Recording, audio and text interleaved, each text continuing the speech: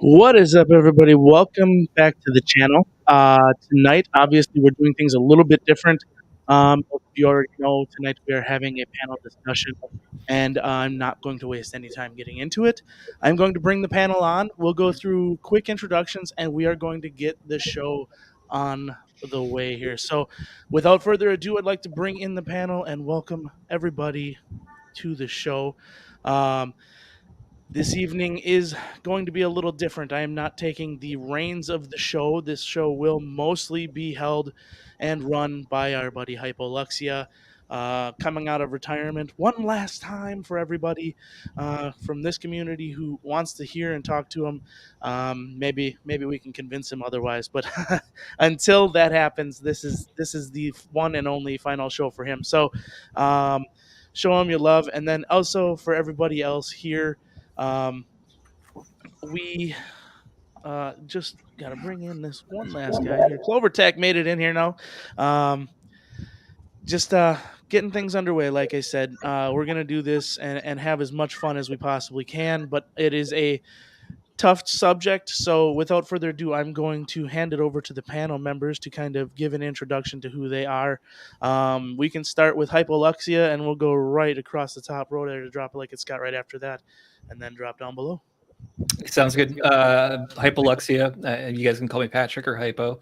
I am just nobody really. I co-hosted a YouTube gun stream with somebody else for the last couple of years, and I came up with this idea, and I brought it out to TP probably about a year ago, and I'm really honored, and I want to just say thank you for sticking with it and actually making this happen. Yeah, this is definitely new for me. I've not done anything this serious on the channel. We typically cover news and BS a lot around here, so appreciate it. Scott, if you want to give yourself a little quick one. Hey, I'm driving like it's Scott. I'm a YouTuber out of Orlando, Florida. I do gun reviews, range time, and stuff like that. And I just appreciate being a part of this panel, and I hope we can shed some light on a lot of subjects. Awesome. JT, I don't think you need too much of an introduction, but I'd love you to kind of talk about some of the things that people might not know that you do. Well, I've been working in the gun industry since around 2007, 2008 in the visual side. So started off as essentially a film and design and ad agency, and then moved our way into brand creation, our own, with guys like Matt Best and Evan Hafer, eventually creating what's now Black Rifle Coffee. And then lately, been diving down the road of veteran mental health. I sit on the board for the Veterans Experimenting Treatment Solutions organization, specializing in looking at alternative medicines and ways to get veterans off prescription medication and ways to really improve and treat the actual injuries and stuff that they suffered overseas. Excellent. Thank you very much. And for everybody here, I think I have links in the description for pretty much everything related to them. So, Zach, you're up next. Yeah, so Zach James, author of the Modern Mercenary Thriller series, Army veteran, 8 years, worked on both sides of the mental health coin in some aspect or another, and yeah, just happy to be here. Excellent. Thanks for being here as well. Bri, how about yourself? Mike, you're muted, buddy. You think I don't know how to do this for some reason. Well, first off, thank you everyone for your service. I'm Brian, otherwise known as Brian the Biker on social media. I have a YouTube channel that basically focuses on motorcycles. I do live streams as well as a focus on mental health when I can, dealing with sort of my own battle. And pleasure to be here. Thanks as well. Sarah. Hey everyone, I'm Sarah Joy Albrecht, and I'm the founder and executive director for Hold My Guns. We're a 501c3 nonprofit, and we store firearms for people voluntary during times of crisis or personal need. And I also serve on the Northwestern Pennsylvania Veteran Suicide Prevention Program. And I'm happy to be here. I'm the daughter of a veteran, so in particular, veterans' health is really important to our family. Excellent. Thank you. And Chris, CloverTac. Muted as well, bud. Unmute. There we go. You think I would know this, amateur hour? But Chris with CloverTac, gun tuber, podcaster, got a few decades with youth shooting sports, specifically dealing with youth, and then on the mental health side, have been friends with Michael Sedini and kind of watching Walk the Talk America grow for since its inception, and taking that mission and kind of rolling that out. Been instrumental with that with some gun shops here locally. So big advocate for folks out there doing their part as well. Excellent. So, without further ado, I would like to jump into some of the conversations. So, I'm really going to hand the show over to Hypo at this point, and we can dig in and start breaking down some of these barriers, because that's really what this conversation is meant to do. Kind of take a little bit of the faux pas out of it, make it a little less taboo, and actually allow for the discussion to be had, and so people understand and appreciate and know that maybe this isn't the forum for them to talk about it, but if other people are talking about it, it's okay to talk about it. So, Hypo, without further ado, buddy, it's for you. All right, so I guess a little bit more about me and why this is so important to me. Over the last, 15 or so years, I've been suffering with extreme depression and very bad generalized anxiety disorder. It's something that I struggle with every day. It's something that I have to deal with, and this really all came to light because of a comment that somebody made to me, which was, well, you've got depression and you have guns. Obviously, you're going to kill yourself with a gun. Which, speaking of taboo, leads into the first real question I guess I had for everybody.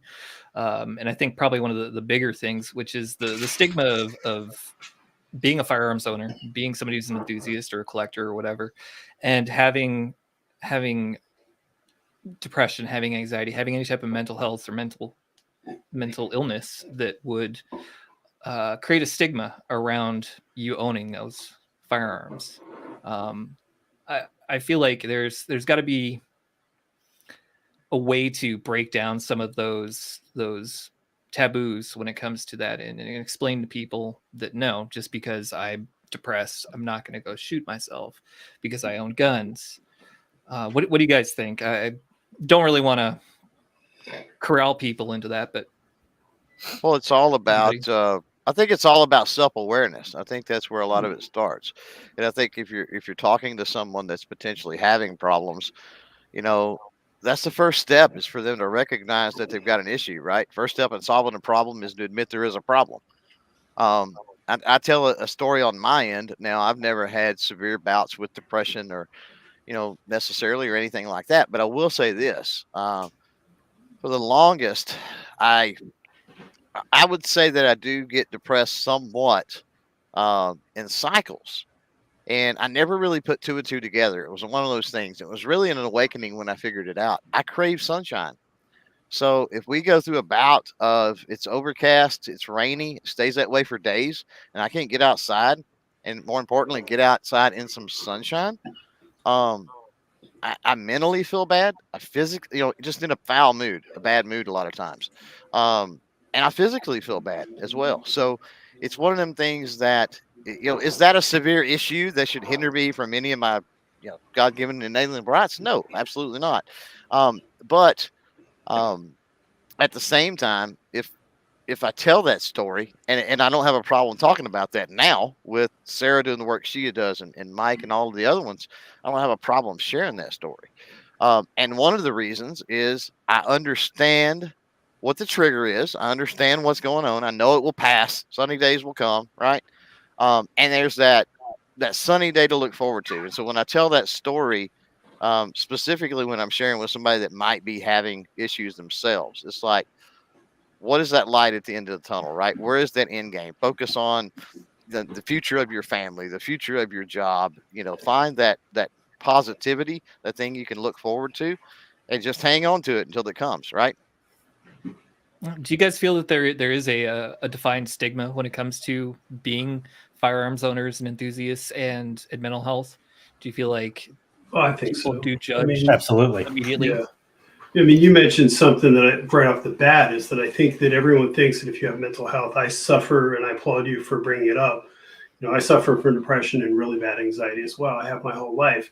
And I think it's sad that people think that, well, if you have depression, that means you're suicidal. It doesn't. Everything is a spectrum. And I think people need to have an understanding that sometimes it manifests itself in different ways. Writing is my therapy. But at the same time, we need to understand that depression is sometimes just not getting out of bed, and that's your biggest challenge. I've never once felt suicidal in my life, and it's offensive to me that that's what people think. People think you're depressed, that now you should be on a watch list, you're depressed, or I'm sorry, not depressed, but you're suicidal. And I think people need to understand that it's a much larger spectrum than going from one extreme to the other, much like everything in life. Sure. I think it's probably similar to what we were talking about off air about the social media warriors that were, being armchair politicians. Everybody thinks it's one way when it's really actually. Well, I think another issue with it too is that, unfortunately, the exception defines the rule in how people look at it. Yes. The small minority of people who do suffer and then make the decision to take their lives utilizing their firearm or whatever, because that gets so sensationalized, whether it be in reality or in media. I mean, we've all seen movies where that happens. We've all seen TV shows where that happens. And it almost is the easiest way to comprehend it, unfortunately, for those who aren't in the know, whether they are not a firearms owner or whether or not if they don't suffer from anxiety, depression, any one of these number of ailments that it seems like many of us do. If they don't understand, then it's easy for them just to sort of revert back to what they know, which is unfortunately what's been defined by the stigma. Well, I mean, I think we need to back up a couple steps here, because someone sitting there and claiming that they've never been depressed is a liar. Like life is, it's an ebb and flow. Like of course you're going to be depressed when bad shit happens. When things aren't going your way, everything has a balance. So it's like, that's a natural form. It's a natural feeling. And guess what? No matter what, it doesn't matter who you are, how much money you have, or anything like that. Like, shit is gonna happen that sucks. From the time that you're left off on your own, whether that's a car payment, insurance, a friend dying, someone getting sick, like this, life is difficult. But we have pretended for too long that those difficult times and the feelings associated with those difficult times are somehow, it's a disease or something like that. No, that's just a natural feeling. Mm-hmm. Now, number two, the one thing that I don't think that we're serious with ourselves about, and this is a big problem, is you're not going to listen when you confide in somebody. You are not going to truly listen to them unless they have had it worse than you. That's just fact, because you're tuning them out if you know that their experiences don't equal to the weight that's in your bag back there. That means if I'm sitting down and I'm going to unload on somebody, they better have direct action missions, killed more people, done more things. That way I'm going to open up and listen to them because I respect them, because they've done more than me. And I think that's something that when you're looking at confiding and actually looking for help, you have to realize that you have to target somebody that is equal to or greater than your struggle, because you will listen faster and you will actually react to it. And that goes both ways when you're trying to tell somebody that's in the bottom flow that you just need to talk to somebody. No, it's not just somebody. You need to talk to somebody that will be effective, that you'll listen to. And that's very specific. I mean, I have to have this conversation 100 times a week, because the DMs that come in for people that are, I have a friend that's suicidal, where you talk to him. Well, it's like, hey, this guy needs to start with the people, or this girl, whoever it is, they need to start with the people that know them. Because I don't know what a random person is going to do that's going to make you like it goes over your head. It's going to help you for 10 hours and you're going to be right back in that low point again. So when it comes down to looking for help, when you're in that pit, you need to identify who you actually will listen to. That makes sense. I agree Really completely good with point. the subject of you saying that people get depressed. That happens constantly. You know, life sucks. It's really difficult sometimes. I think that a lot of people don't know the difference between clinical depression, actual depression, something that keeps you there, and just being depressed. And I think that leads to a lot of the preconceived notions they have. You know, they see people, oh, I'm depressed on TV, and then they shoot themselves. I think that there needs to be more education when it comes to actual mental health, mental conditions like real depression, real clinical depression.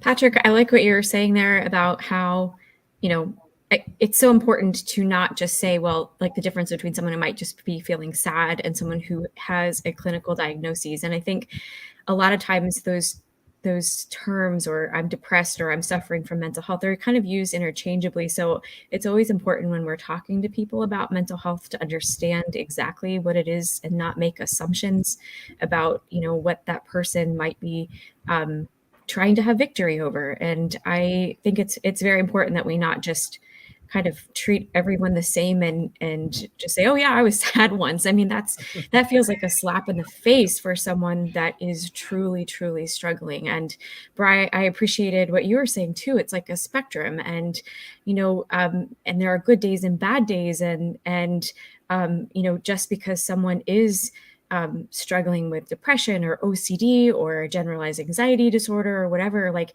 all of that can look different for different people based on their life experiences or, the kind of help that they've gotten over the years.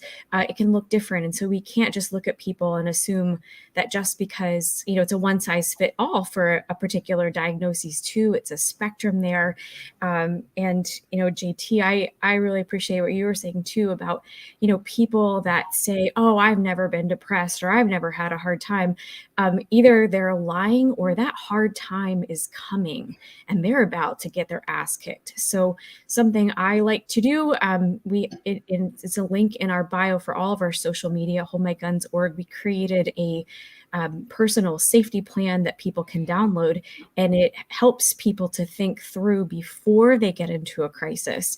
What are some of my markers for a baseline? What are some of the things that, if they come up to the surface, that they're really going to give me a hard time, and to think through those things, and then also to have a plan for who am I going to call? And like you were saying, JT, like you want to reach out to the people who you know first, who know your baseline, who, someone that like my one of my close friends, Genevieve, she knows when I'm having a bad day. I don't even have to tell her, so surrounding yourself by people who you can trust, who will keep your secrets, but will also say, hey, something's off with you. Do you want to talk about this a little bit more? You want to go grab a drink or something? Let's discuss this. And someone who has your best interest in mind. And then, of course, with our safety plan, we always encourage people to have a plan for storing their lethal means, whether it's their firearms or their sharp objects or their medication. We want to make sure that people think through those things before they get into a crisis, because again, I could be driving to the grocery store, hit an ice patch, flip my car, and all of a sudden my whole life has changed. And I think not only is it silly and short-sighted to say that could never happen to me, it's also a horrible blind spot from a perspective of being prepared and as gun owners to just completely ignore that the things that happen in our lives could potentially affect how we are able to make good decisions about our firearms. So anyway, I'm excited that all of you guys are thinking through this in this way, and it's already very encouraging to me to hear this conversation.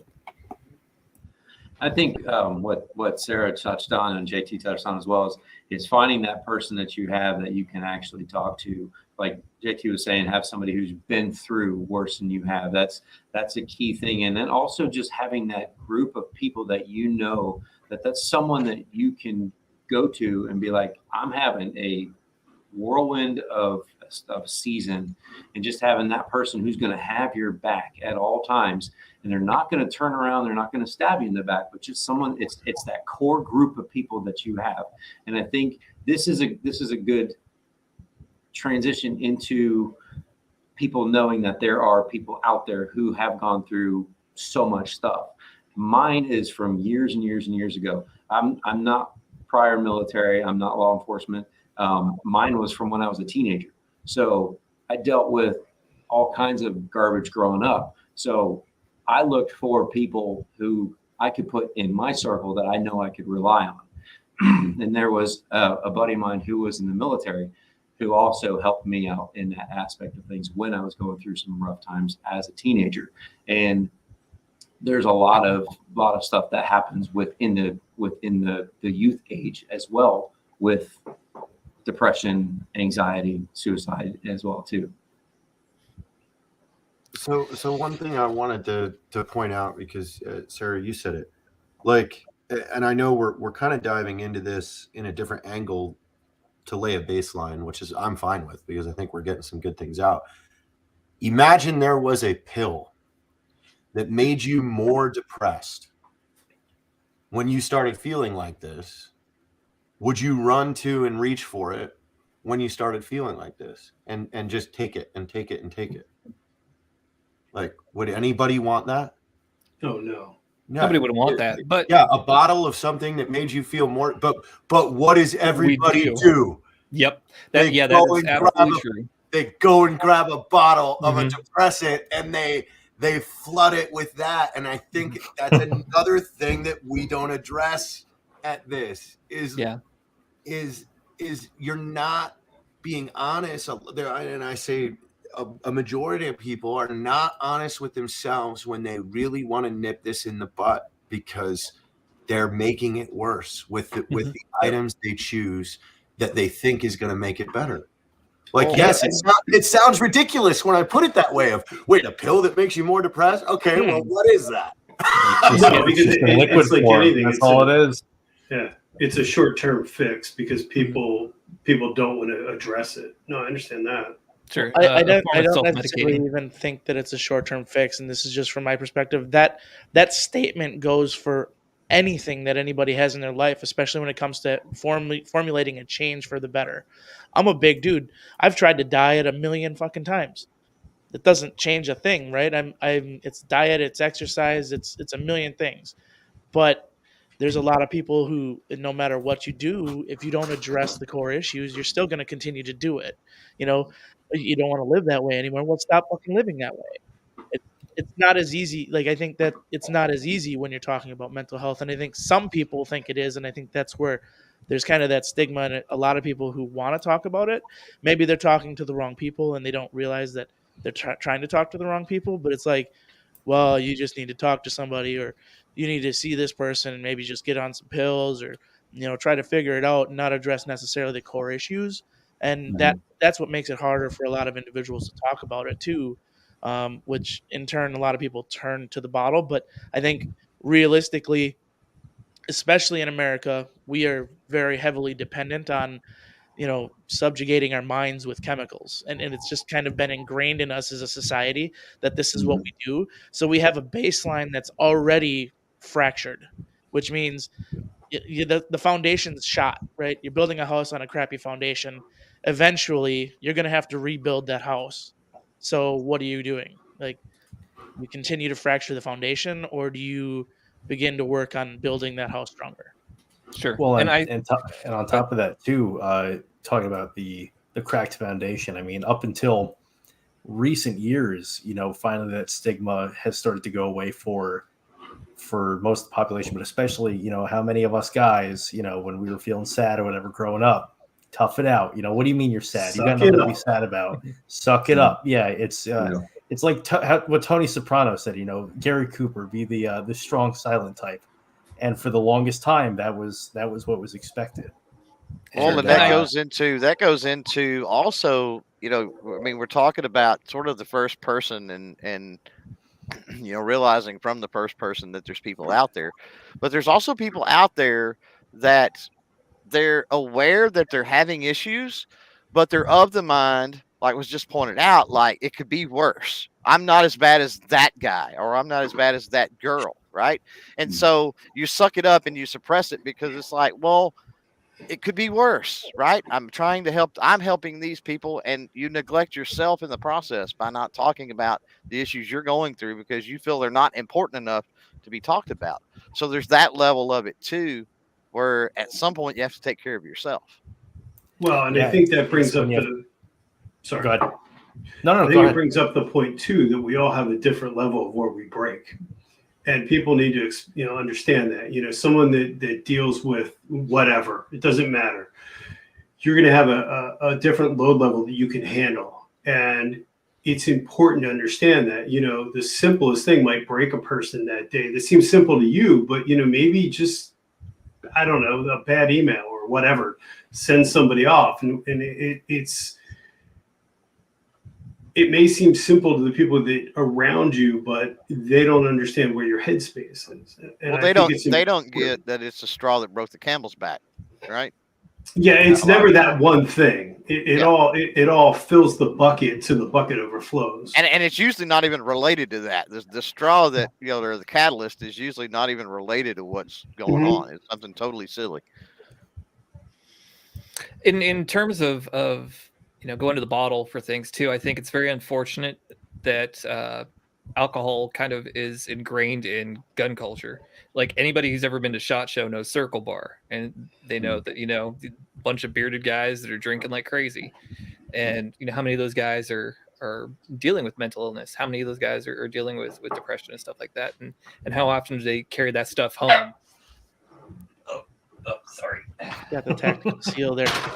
Real quick, for those of you guys who are actually dealing with, and not saying like nobody's dealing with, but the guys who are working with people in the industry and trying to, help, not necessarily just guys either, but is there a particular subgroup that you would say has a harder time actually coming forward and talking about it?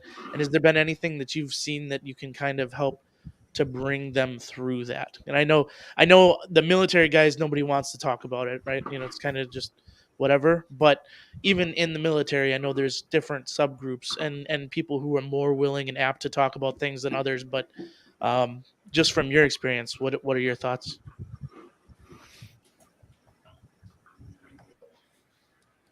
Well, I know with my groups of friends that I've had from military experience, guys who were in the military when I was a contractor and all that, it's very guarded up until you reach a point of camaraderie. Like I've got 4 guys that I worked with we were all contractors, completely separate walks of life.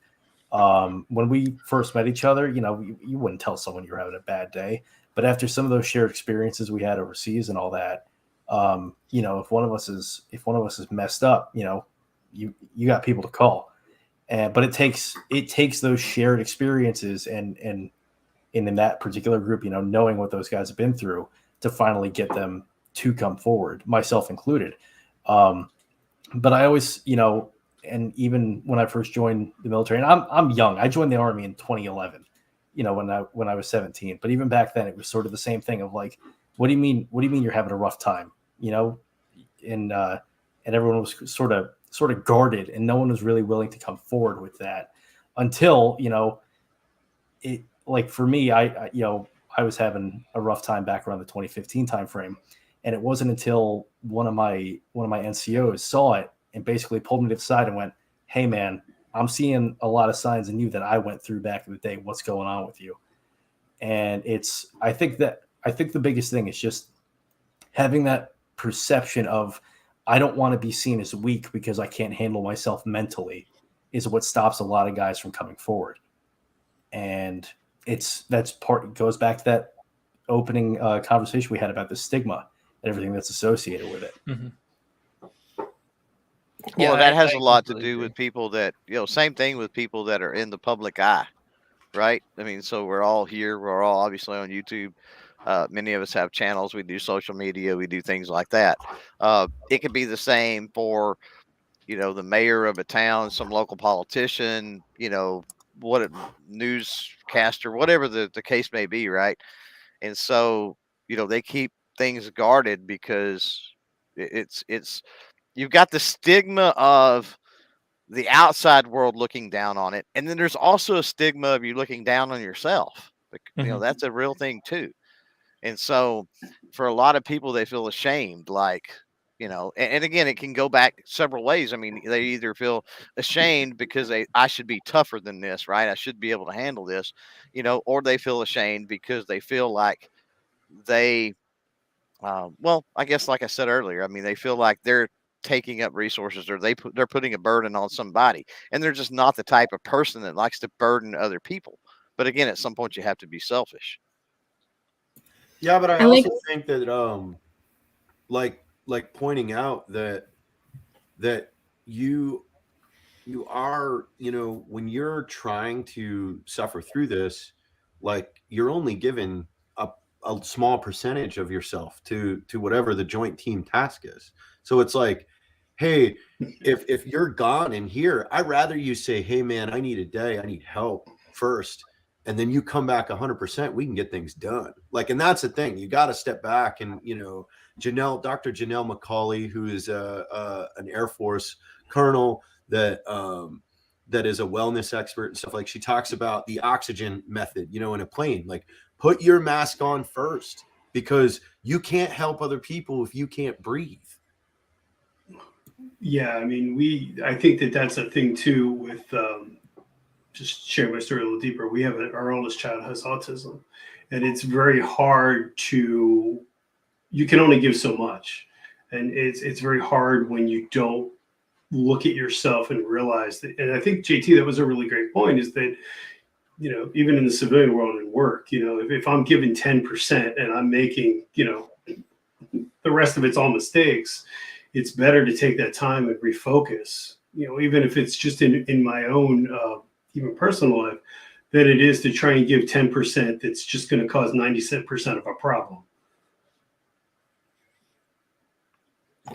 I just kind of want to tie into that. For 11 years before I founded Hold My Guns, I was a doula and childbirth educator. So I helped women throughout pregnancy and delivery and then postpartum. And so a lot of my clients, I specialized in clients who had experienced trauma. And, you know, when you have that kind of subset of clients there, you're also going to run into some postpartum depression and that kind of a thing. And you know, something that was really sad to me is that a lot of times these women would go to their doctor, and their doctor would like prescribe that magic pill and be like, oh, well, you just had a baby, so how about you try, you know, Zoloft is a favorite one that OBGYNs tend to just give out like candy. And they don't talk at all about, like, are you getting support at home? You have a new baby that's keeping you up all night. Like, who's helping you with your meals and your dishes? And are you setting time aside to rest and take care of your basic needs? Do you have friends that you can talk to? Are you getting out of the house? You know, and so it just is so heartbreaking. You know, a lot of the work that I did with my postpartum clients was just helping them to think through, what plan do you have for day to day, and who can you call? You know, don't shake your baby. Literally, you know, it's sad, but a lot of times dangerous situations happen because, like Clover was saying, you know, it's just all of these things, and finally one thing just breaks the camel's back, and all of a sudden you have a shaken baby, and you have a mom that's, you know, having a suicide crisis. That was a lot of the work that we did, was helping to prevent that. So if people are out there and they're like, well, you know, I am considering medication, I don't want to say never do that, because I certainly have seen that be helpful, but it was always important to do the work. Do not expect that medication is going to be some magic thing that's just going to cure everything. You're still you still have the problems that you're facing every day. You still have the, you know, your responsibilities every day, and no amount of medication is going to take care of that. Sarah, Well, an SSRI is fake. It's stopping your brain from taking your serotonin up, and it's just flooding you with a fake feeling. Like, and that's what you have to understand. Like, you really dive into what some of these things are, because it's not a fix. It's not repairing. Like, Right. it is And how just many doctors even like do a blood work panel to see what vitamin deficiencies are? Well, Like yeah. serotonin is something that your gut helps to manufacture, right? So if you're taking a medication to give you like to boost your serotonin, but you have, a problem where you're having, food digestion issues, right? And you don't fix that, then it's just this bottomless pit, just keep throwing medication at it. So for people that are out there like, oh, what should I do? Please take this conversation and realize like, hey, I have to put in the work. I need to address some of the issues here, including my overall health, and dig a little bit deeper. If someone's trying to sell you something like, oh, just take this pill and it's going to make everything better, it just like used car salesman, like run, like you really want to have a holistic approach to your physical health, your mental health, and managing all of your life. And I really appreciate the honesty about that, about how many times people are just prescribed something, but they're not, it's a 15-minute doctor appointment, take this survey, and all of a sudden you walk out with, medication that could potentially damage you for the rest of your life. And they don't even give you a plan to, how do I get off of this if I'm feeling better? It's scary stuff. It's hard too, because for the average person, you get bombarded with that. I mean, it's advertisement. It's the doctor wants to give you a fix. It's big pharmacy trying to sell something. And not to go down that whole rabbit hole, because I'm not gonna, but most people don't want to walk out of the doctor without a fix. So it's the solution of, well, here, try this. I dealt with that in my first marriage after my divorce. It was like, well, here, try this. I was jacked up, and then it was like, well, what am I doing? You made it 1,000 times worse, because you're not doing the work to correct the issue. You're basically just, as JT said, you're flooding your brain with something else, where there's a more positive outlet that you need. If you can find that positive outlet, that's half the battle. Right. And just real quick, I mean, for me, my wife literally was on various medications for a long time and nothing would help.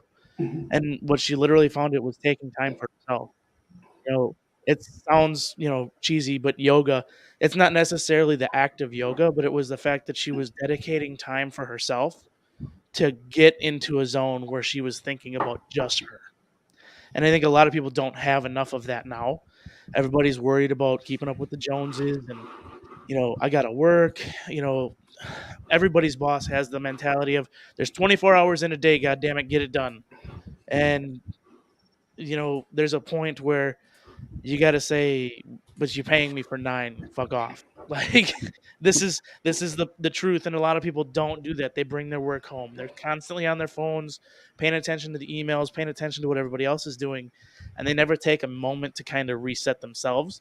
And that's where I've found the best benefit. My wife is completely off medications by just doing that, taking that time for herself. And you need to set boundaries. Right. Yeah. It's huge. And Boundaries people, are huge. the medications can help as a band-aid, but it's still just a fucking band-aid, right? Rip it off and got to deal with the situation at the end of it, right? You got a bullet hole in your leg. You can't just stick a band-aid over it. Eventually you're going to lose the leg. Well, and Now- that goes into knowing what's going on, because I see it where there's multiple causes, right? There is environmental cause for mental issues, and there's actual physiological, something in your body is broken, whether that's hormone levels, whether that's brain trauma, or and in those situations, certain medications I think can be beneficial. In more environmental situations, I see medications more like cold medicine, right? I mean, and alcohol would be the same way, quite honestly. They mask the symptoms, they help the symptoms, but they're not addressing the root issues. To go on record too, like I do feel that some medications can be beneficial. Personally, I am on an SSRI, but that was after an extensive blood panel. I spent days at the Mayo Clinic in Phoenix going through, and was prescribed after a few hours of discussion with psychotherapists and psychiatrists. Yes. And I feel like it's really helped. It's helped me find a new baseline, but it's not the end all fix. You know, it gives a moment to breathe and be able to actually evaluate and look at what the core of the other issues really is. Right. Well, I found too. Sorry, Sorry, right. I just want to kind of bring us back to the stigma talk for a second. And with the clinical depression and actually being diagnosed with it, how much, and this is kind of a question for those in the field, how much do you believe that maybe the constant conversation about red flag, the constant conversation about, taking a person's guns because of it creates some of the stigma where people don't want to talk about it, especially in a community like in a country like America where people don't want to give up their freedoms, and rightfully so.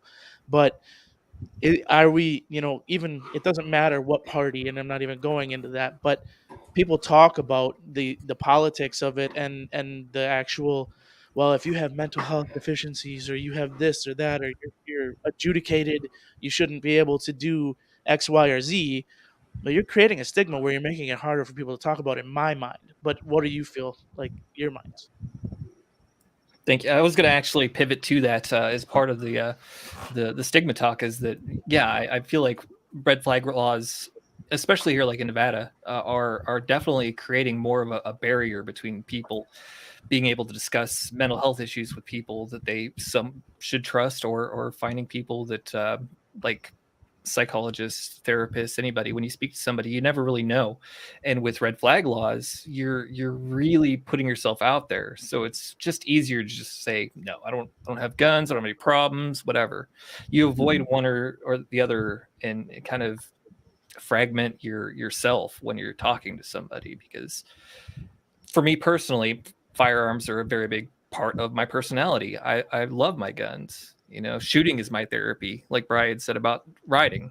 But you tell a therapist that, you don't know if they're going to go to the cops and go, well, wait a minute here. He's got a stockpile. Right. Yeah, I'm in that same situation. I mean, for me, going to the range and, they call it lead therapy for a reason. It releases something inside of your body for chemicals inside your body that help you get a grip on things. And then going back to the whole process of just taking a step back and looking forward into what's the root cause of why you're having to look into the potentials of therapy or medications. Take that step back. What's the reasoning of it? Well, it's interesting too that you go to a doctor. I remember with my first wife when we were having my son. The first thing the OBGYN, they fill out this questionnaire. It's like, do you have a gun in the house? I'm like, what does that have to do with anything? And I was surprised that after my son was born, the people that would ask me, "You have guns in the house?" I'm like, this kid can't move, like literally cannot move, and it's already in the discussion. It's that's. I don't know why that seems to be the first question that everybody jumps to. And to your point, it brings up that you have to be very hyper aware of who you're talking to, regardless, and especially in this world with social media. I mean, you guys as creators all see that. You put something out there and it lives forever. And it's you're living under a microscope with that. Yeah, I think though everyone here is answering this in only with a logical, with our experiences that we're on a different spectrum. Everyone on this panel is safe with a firearm because we've grown up with them professionally. Everyone, you're making the exact point I was going to make. Like, that's fair. This isn't coming from us. This is coming from situations like Devin Patrick Kelly, who rolls into a church and smokes 24 people, and they had 1,000 signs that this was going to happen, and the Air Force failed to report convictions and all these things that led up to this. Like, this is where the argument is on the other side. And if we want to if we want to win over the people that are scared of that, we have to be prepared to get hit with that.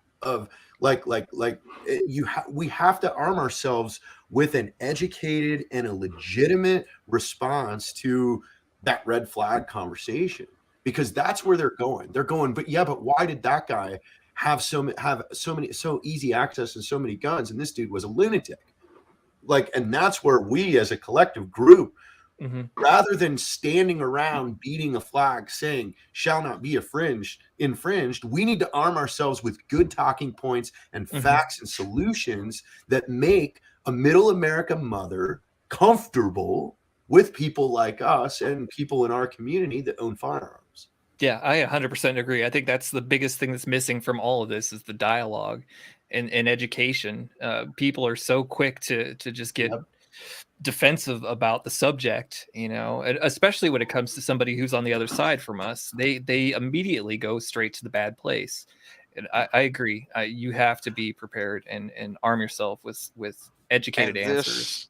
And this extends to the new firearm owners or the aspiring firearm owners. I had a conversation just a couple of weeks ago through YouTube comments and then subsequently emails, believe it or not, with a lady that, you know, commented that her husband was going to buy, they were going to their first gun show and they'd finally decided they were going to buy a firearm. And I was like, that's freaking awesome. Keep me in the loop. Hit me up on email if I can help. However, let me know. And you know, it led to another conversation where we hear it all the time. I'm scared of guns. And it's like, okay, well, I coach on a range with 800. They're not all 8-year-olds, but it starts that early. And so if I have 8-year-olds that are not afraid of guns, what's going on? Why, you know, help me out. Why are you afraid of guns? Let's dive into this. And she recognized that people have depression, anxiety, all of these things going on, right? And I'm like, my answer to her was like, but here's the thing. Understand the reasons that those things happen in your life. That's first and foremost, and try to take care of those, whether that's curbing the triggers or whatever it might be. And then second, separate that to an extent from responsible firearm ownership, because part of responsible firearm ownership is knowing safety, right? Is locking that away, is knowing your limits, right? When I'm aggravated or whatever, knowing that's put up, telling a loved one that that's there, get it out of the house, whatever the case may be, but being responsible with it, right? But that was a legit concern. And that's something else that I don't hear often enough. I hear about existing gun owners that comes up with red flag laws and stuff like that. But I don't hear a lot of conversation with the new or the aspiring gun owners that recognize those issues, right? And they're worried about them. And I don't want to change the subject, but since that come up. Well, you brought up a good point right there, that, and this is a fact that is never reported, nowhere. How many violent gun crimes are committed by somebody who has legally purchased 2 or more firearms in their lifetime? It is so ungodly low. Yeah, it's tiny. That is the conversation you have to be pointing at. You have to show that that number is in the dirt. So yeah. That means creating more and bigger and harder gun laws aren't going to fix any of these problems. And this is what I mean. Our group and everybody that is a fan of our group and a fan of the Second Amendment has to arm themselves with talking points like this, because these are the things you have to say when you're talking to somebody that is the opposite side of the spectrum, that wants to shoot holes in this argument. You sure. have to I think as cringy as it is, I think one of the people that does describe a lot of these things really well is Colleen Noir, when he breaks down a lot of the statistics that he sees. And I think with new gun owners in particular, easy to digest information like that, to be able to give that to them and say, okay, here's what you're going to encounter. Here's what you're going to have to argue, you know, your point, be respectful, but here's the facts, you know, in terms of suicide rates, in terms of duty involved shootings, all of those numbers adding up to a massive amount of the sum total of firearms deaths in the U.S. I've always found that when you take it out of the conversation of guns, let's talk about capacity limits. It's the first thing I can think of.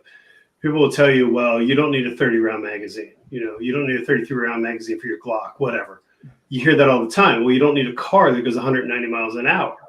And when you bring that up, someone goes, well, I don't do 140 miles an hour, 180 miles an hour. Okay, well, I don't do mass shootings. Like, it feels like if you can pivot the conversation and compare it to something else that's less scary, for lack of a better word, it seems to resonate better with people. Or maybe something that they understand better. Yes, it's something they can comprehend more. But with the magazine limit thing, here's the issue. The 2/3 of all firearm deaths are suicide. The number of magazines, the number of rounds a magazine can hold to stop suicides is 0.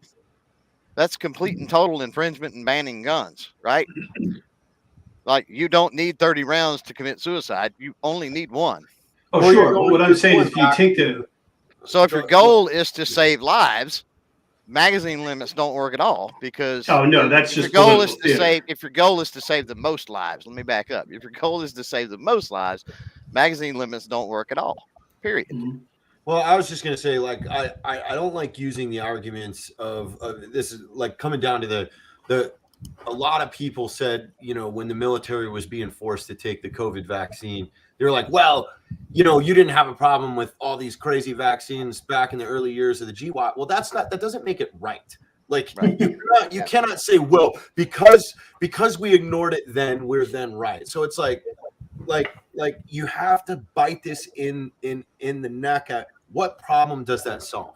If we're not allowed 30-round magazines, what problem did that solve us? Okay, let's go to the data. If we were to look at our data of violent gun crimes and 30-round magazines weren't available, did we stop any violent gun crimes? Oh, whoa, probably not.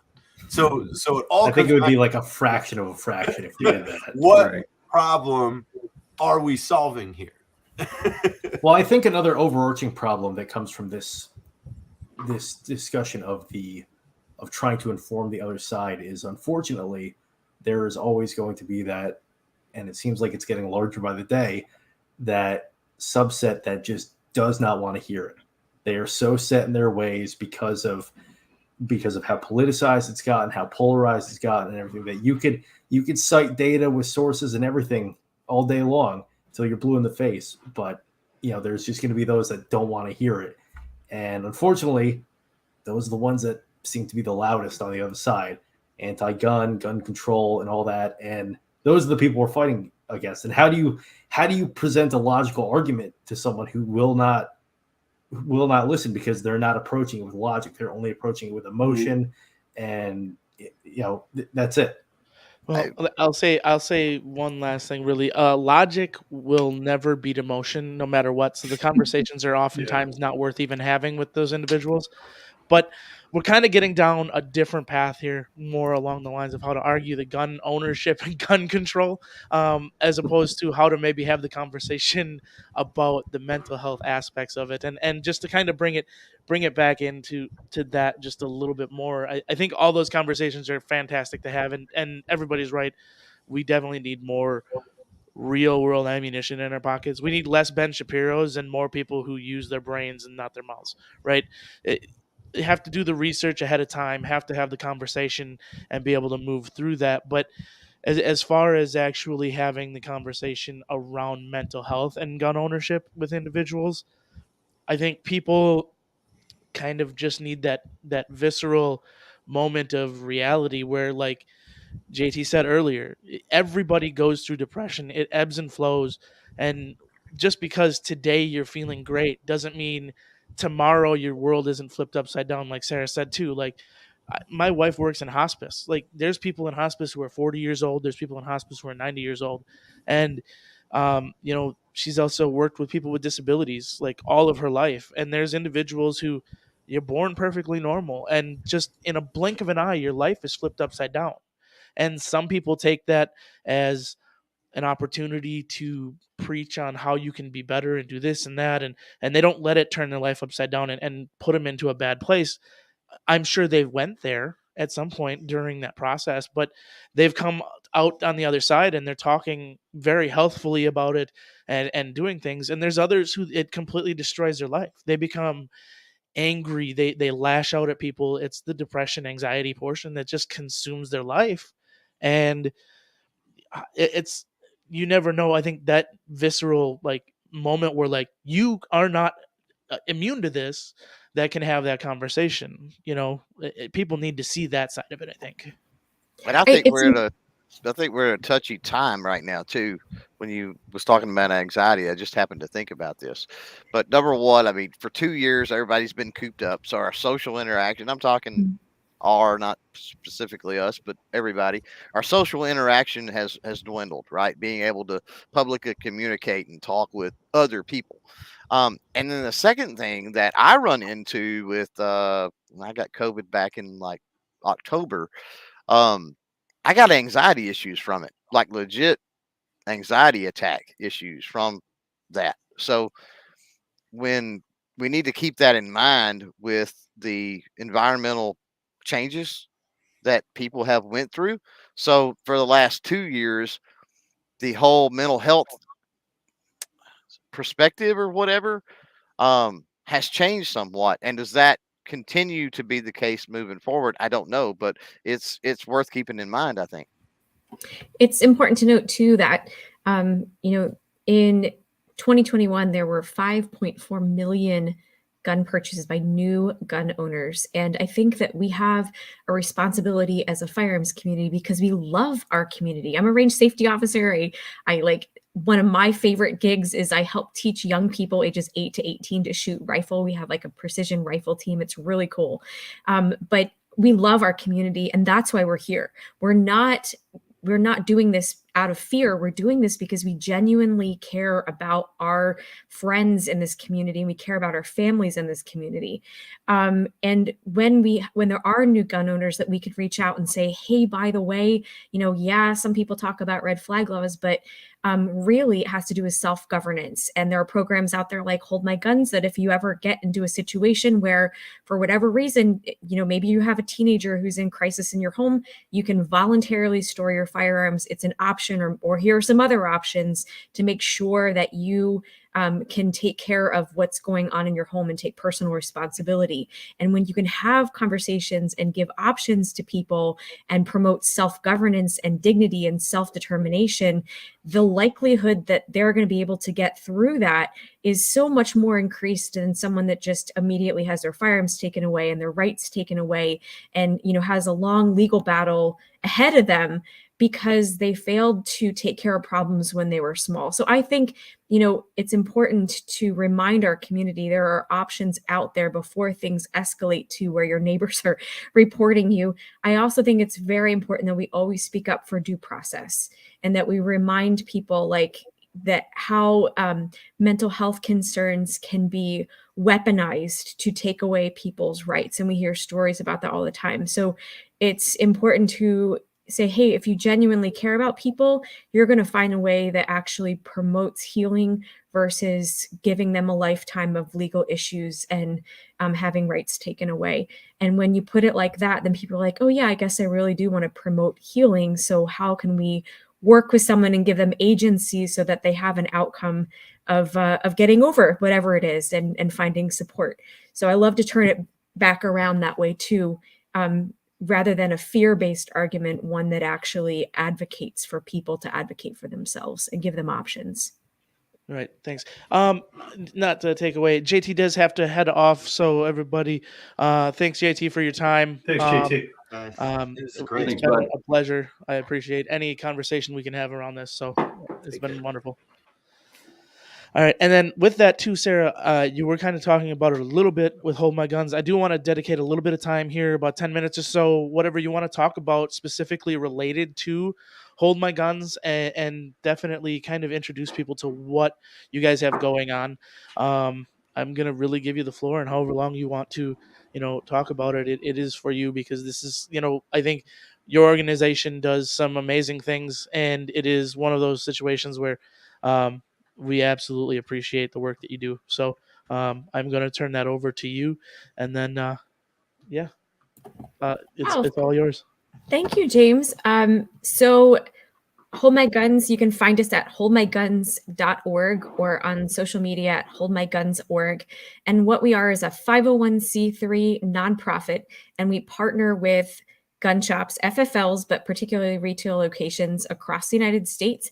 And we provide voluntary firearm storage for people during times of crisis, like a mental health crisis, like we were discussing tonight, or it could be a time of personal need, like during deployment or while someone is selling their home.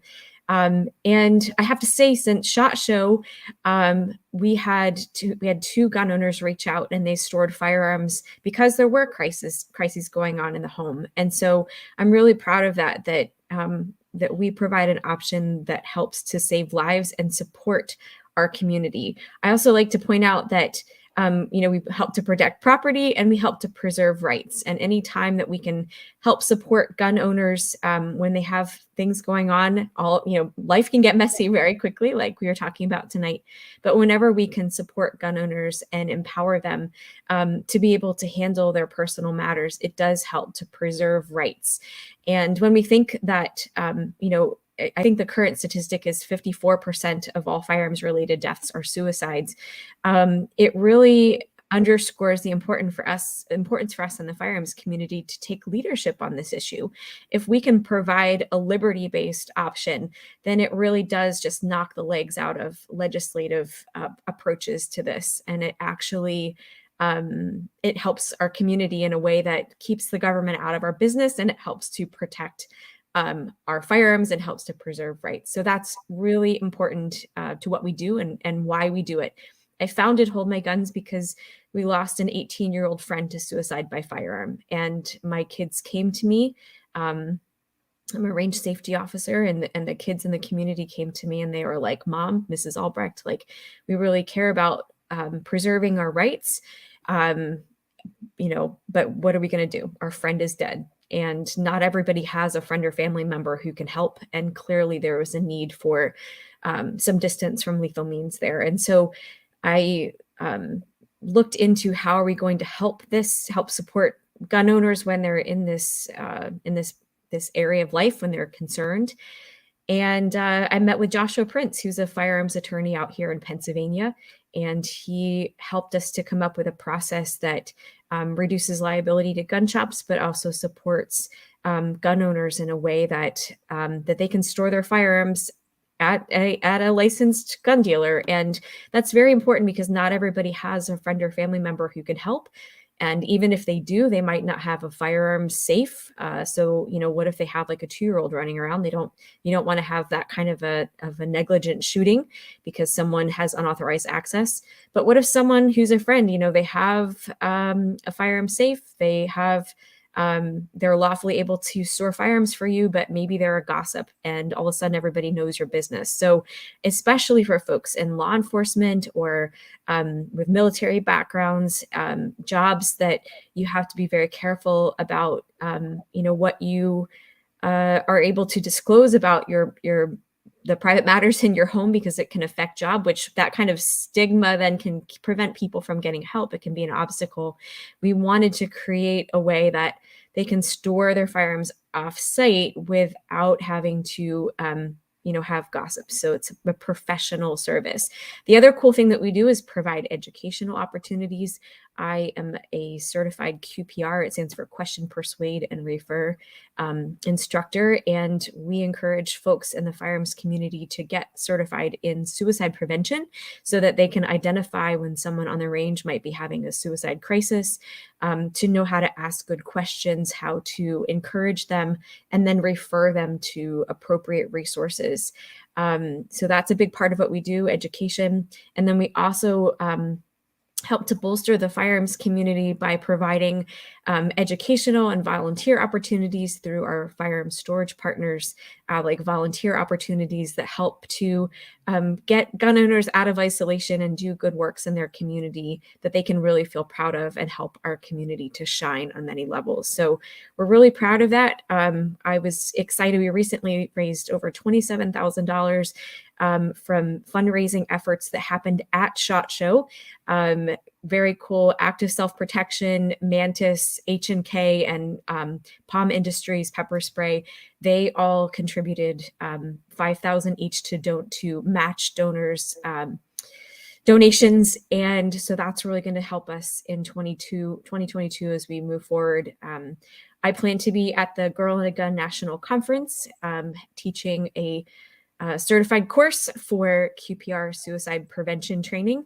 And we plan to be at the NSSF Range Retailer Show to reach retailers and let them know about this tremendous opportunity that they have to help their customers by providing this firearm storage service and community advocacy. So thank you very much for letting me share about that. Again, you can find us at holdmyguns.org or on socials at holdmyguns.org. We are always looking for volunteers to help get the word out. We love our community. We're very grateful for the opportunity to encourage people. That's really what we're about, is presenting about this topic in a way that brings hope and encouragement and strengthens our community. All right, thank you. You guys will notice a new addition into the stream, Michael Sodini from Walk the Talk America. Welcome to the absolute not shit show. This is like the first time we've not had a shit show, so I appreciate everybody coming in. So thank you for having me.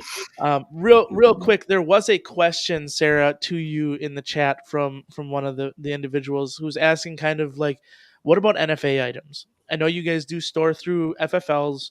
NFA items are a touchy subject. Like you've put a lot of money into it. It's tax stamped. You can't transfer it. You can't do this, can't do that.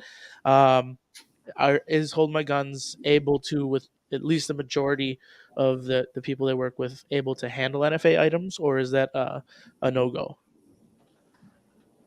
Oh, you're muted.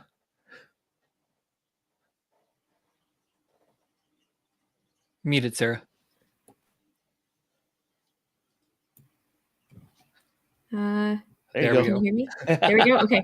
I had to click it a couple times. Some FFLs are licensed to handle NFA items. If you run into that situation, let us know and we can try to find one that can meet your needs. We also work with a few storage partners in this space who have like warehouses, and some of them have NFA abilities too. So just let us know. But yes, you're right. You have to be careful about that. So that's really a big I guess obstacle that we have, are that there are laws out there that we're always having to work around, which is why it's so important for us to have partners in all 50 states and to have partners who can handle things like NFA items. Right. And So, I real do, quick, yeah.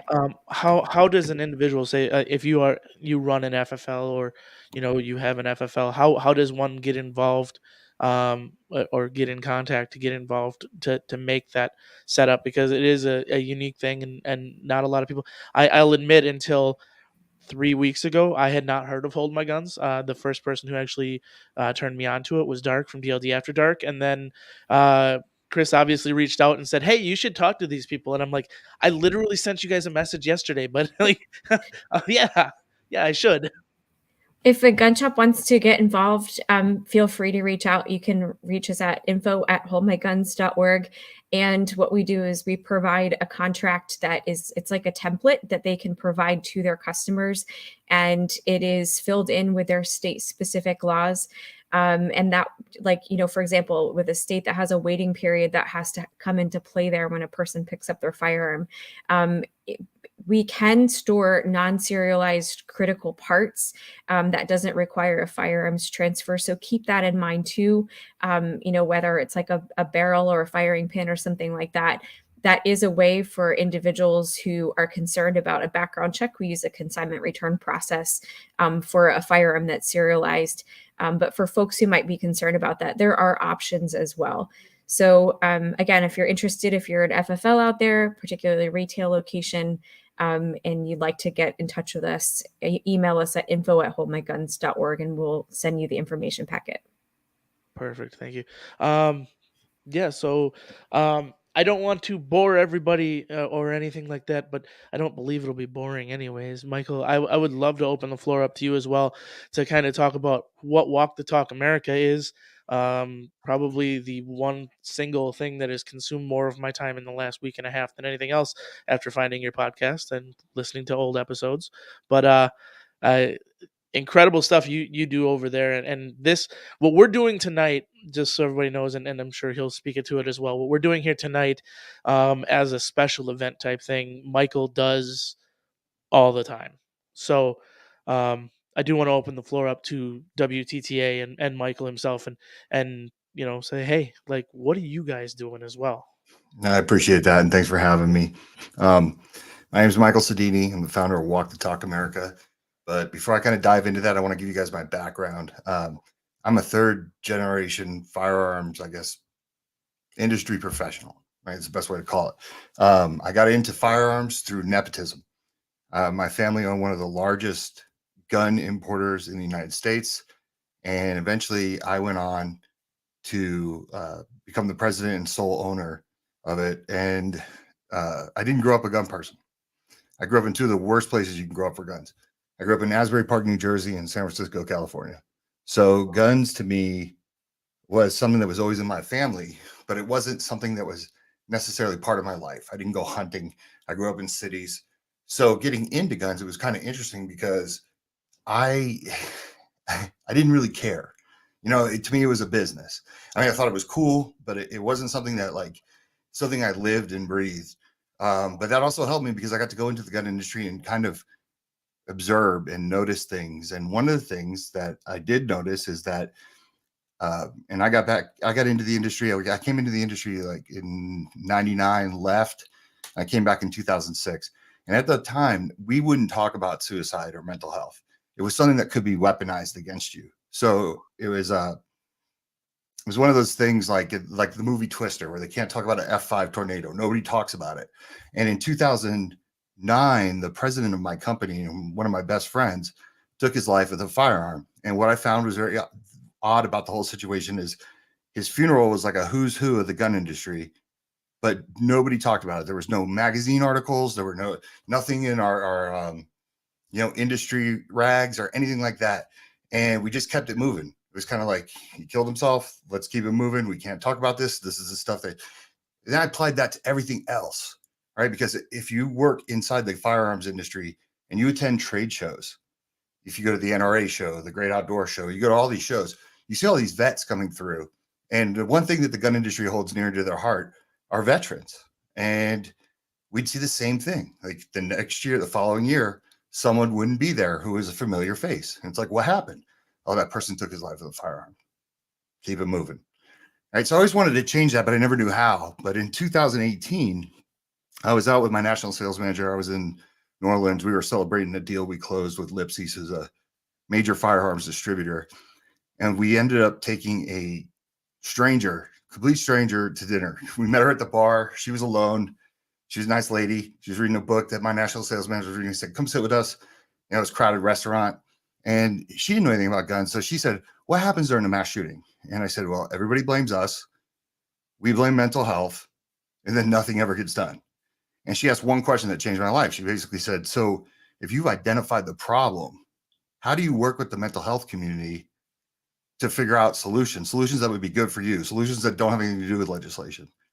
And we were about 11 vodka sodas deep, so I'm not going to lie. But we were like, we don't. And I became obsessed with that idea because my national sales manager was like, hey, man, why don't you donate $1 a gun to mental health? And he's like, with everybody we know in the industry, you could probably get other people to donate money to mental health. And so originally what it set out to be was a quick fix, a way that the industry could show good faith to the mental health community. It's like, hey, we do care. You guys have the answers. What if we were to give you the money that you talked about that you don't have, that all the cutbacks, all the defunding of mental health that's happened over the years? What if the gun industry were to come up with that? Because I was like, look, everybody likes money. I mean, even the mental health community takes huge money from big pharma. So what I found was that they didn't have the answers. And it was one of the most depressing days of my life because I had went out and created an organization based on we were going to have solutions. And I need those solutions to come from the mental health community. And I have a board full of, people like Colleen Noir and the president of NASGW, Kenyon Gleason. I have the lawyer from Glock on my board. I had gotten these people excited about this idea. And it turns out there's no easy fix. There's no easy solution. So I partnered with Mental Health America, I had to find somebody that was gun neutral. And they came out and clearly said, this is going to be an unpopular opinion, but our opinion is that you don't take away the rights of people that battle mental health, right? That struggle with mental health. So I knew that they were the organization that I needed to partner with, but I just didn't know how because they didn't have those answers. Like I said before, I was looking for these quick fixes. What are the things we could do to have outreach? But one thing that they did do is they kept steering me back to suicide prevention. And at first I kept saying, look, I want to do that too, but I also want to stop mass shooters. And they're like, finding the next mass shooter is like finding a needle in a haystack. And the funny part about all that is it wasn't anyone from the firearms community at all that was telling me focus on suicide prevention. They're all like, this is a great idea. We need to do something about mass shooters. I mean, we're talking about 10 out of 10 people in the firearms industry, but we're talking 10 out of 10 that I would talk to in the mental health community was like, stick to suicide prevention, try to get upstream to prevent the unpredictable. Because if you can get that number of suicide by firearms down, then you're good. So that's what we did. We basically pivoted. We looked inside ourselves and said, look, we can't give you legislation. That's a no-go. It's not even, we can't even have a conversation about that, but we can give you certain things. We can give you valuable space. We can give you resources. What are the things we can do? So one of the first things I did was I created a movement with bands at gun shows because I wanted to get people talking. And this is coming up on 4 years now, but I was passing out free mental health screenings that are powered by Mental Health America at gun shows. And I was just taking in the information. Like people would come up to the booth, start talking about their issues.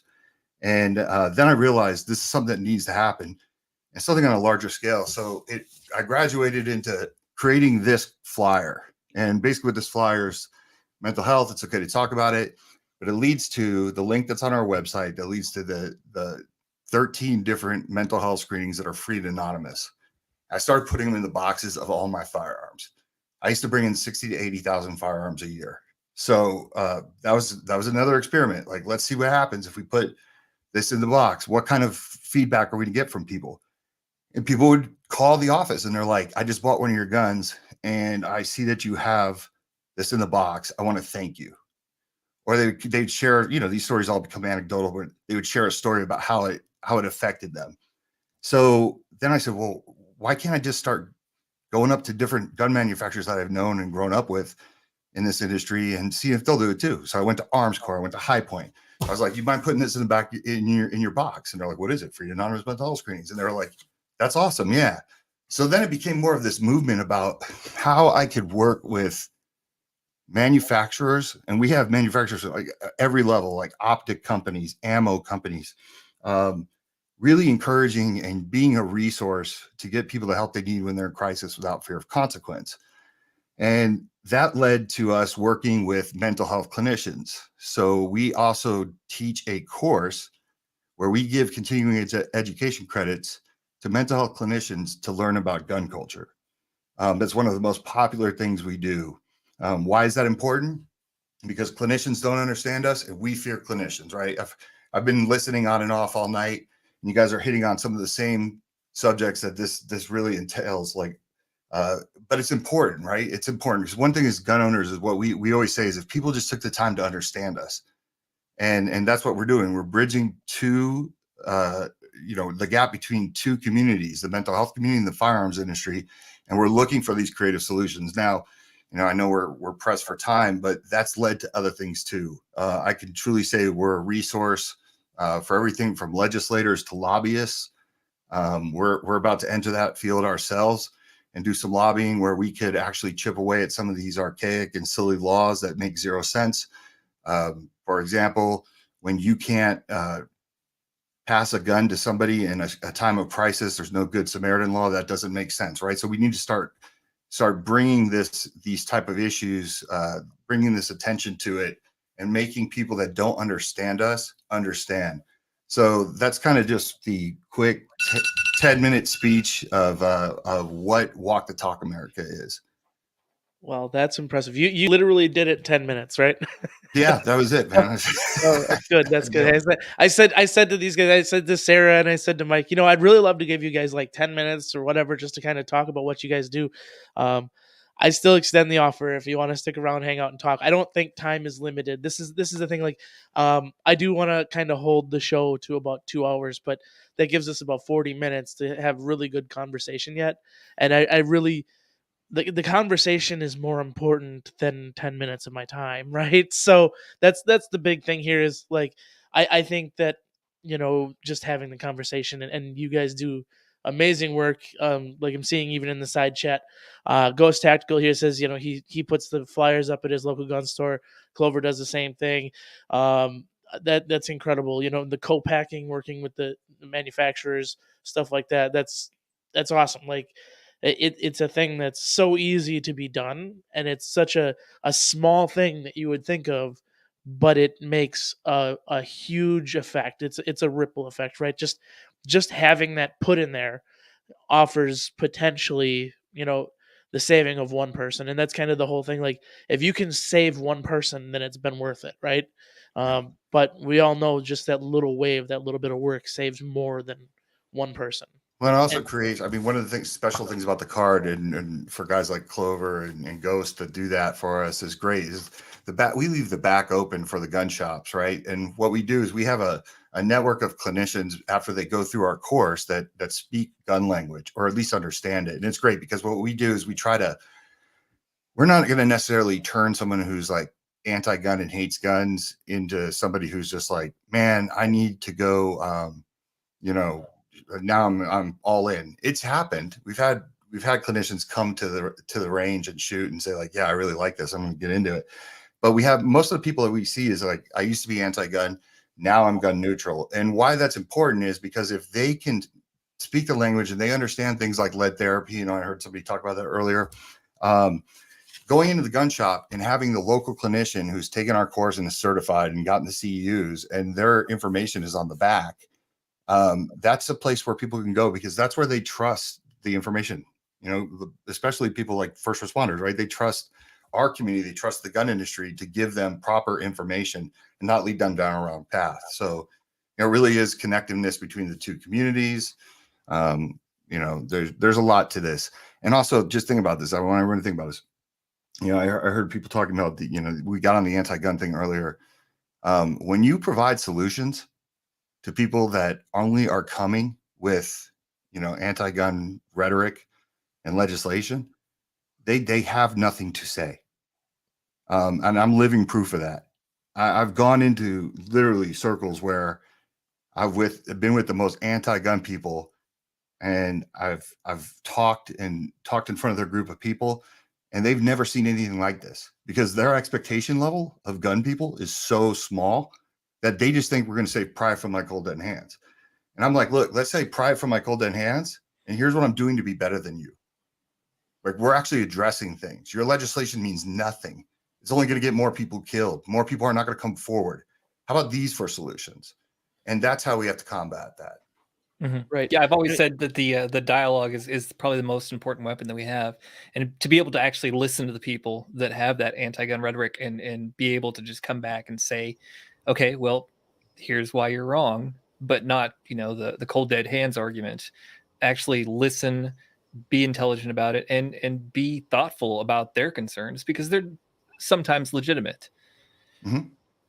Right. And I think, the other thing too is it's not even just the gun community. Bri can, attest to this too. The biker community, like everybody, thinks it's so crass and you're just going to be this person. But I mean, like it's the same type of thing. And I do. And the mental health aspect of it, it affects every single person. It affects everybody, just as much as the next. And,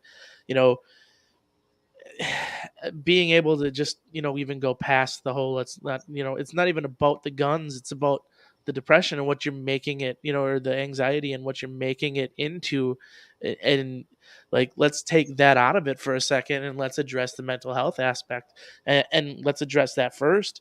And then if you really want to continue to talk about the gun issue, like, that is what it is. But, there's things that are in place, unfortunately, even from a legislative standpoint, that, make it faux pas, that make it hard to talk about. And one of the things that we did want to talk about tonight, and maybe we'll start talking about it now, is essentially like, look at the 4473 itself. There's literally a question on there. Have you been adjudicated deficient?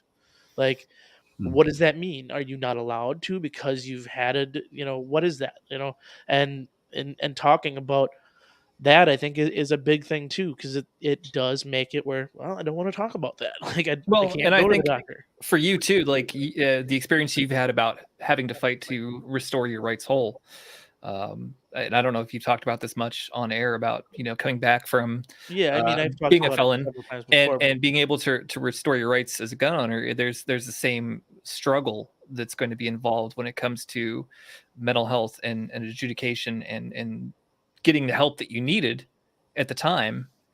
And that turns into this negative thing years and years down the road. As a small anecdote, I know somebody who they had been held for their own safety probably 25 years ago. They're 30 years ago, and they're a veteran. They came back. They had a lot of problems because they came back. They came back quickly.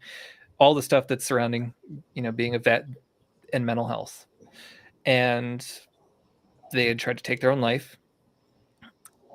And now legally they can't own a firearm. 30 years later down the road, what I believe technically it's a state level thing where they can put a statute of limitations on the time before and currently, but it's such a struggle to be able to restore yourself. What are you guys' thoughts on that? I actually saw a comment earlier on the main channel chat from Linda Lucas Kronk, who is a close person to me, and she said that a person needs to be judged on long-term patterns, not a single moment. And I think that applies exactly to what we're talking about here.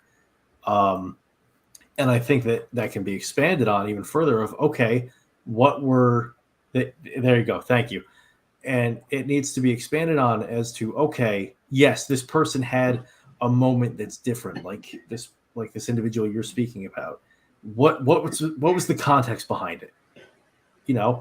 And if you go further into that, you actually look into it and you realize that it's a human, and it all goes back to the understanding discussion.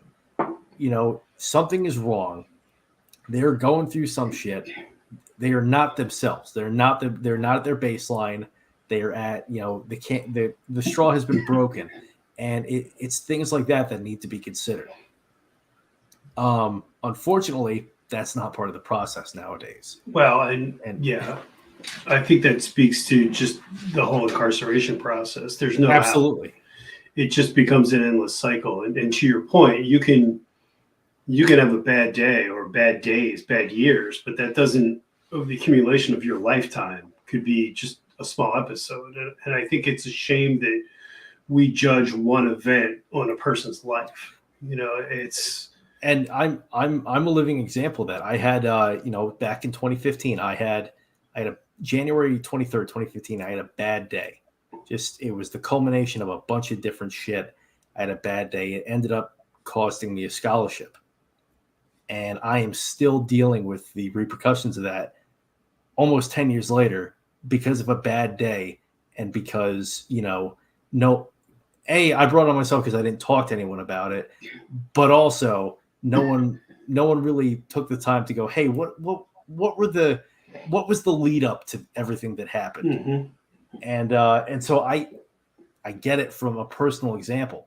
Mm-hmm. Now, thankfully, that didn't affect my ability to be able to purchase and own firearms. That I would have had a real big problem if that were the case.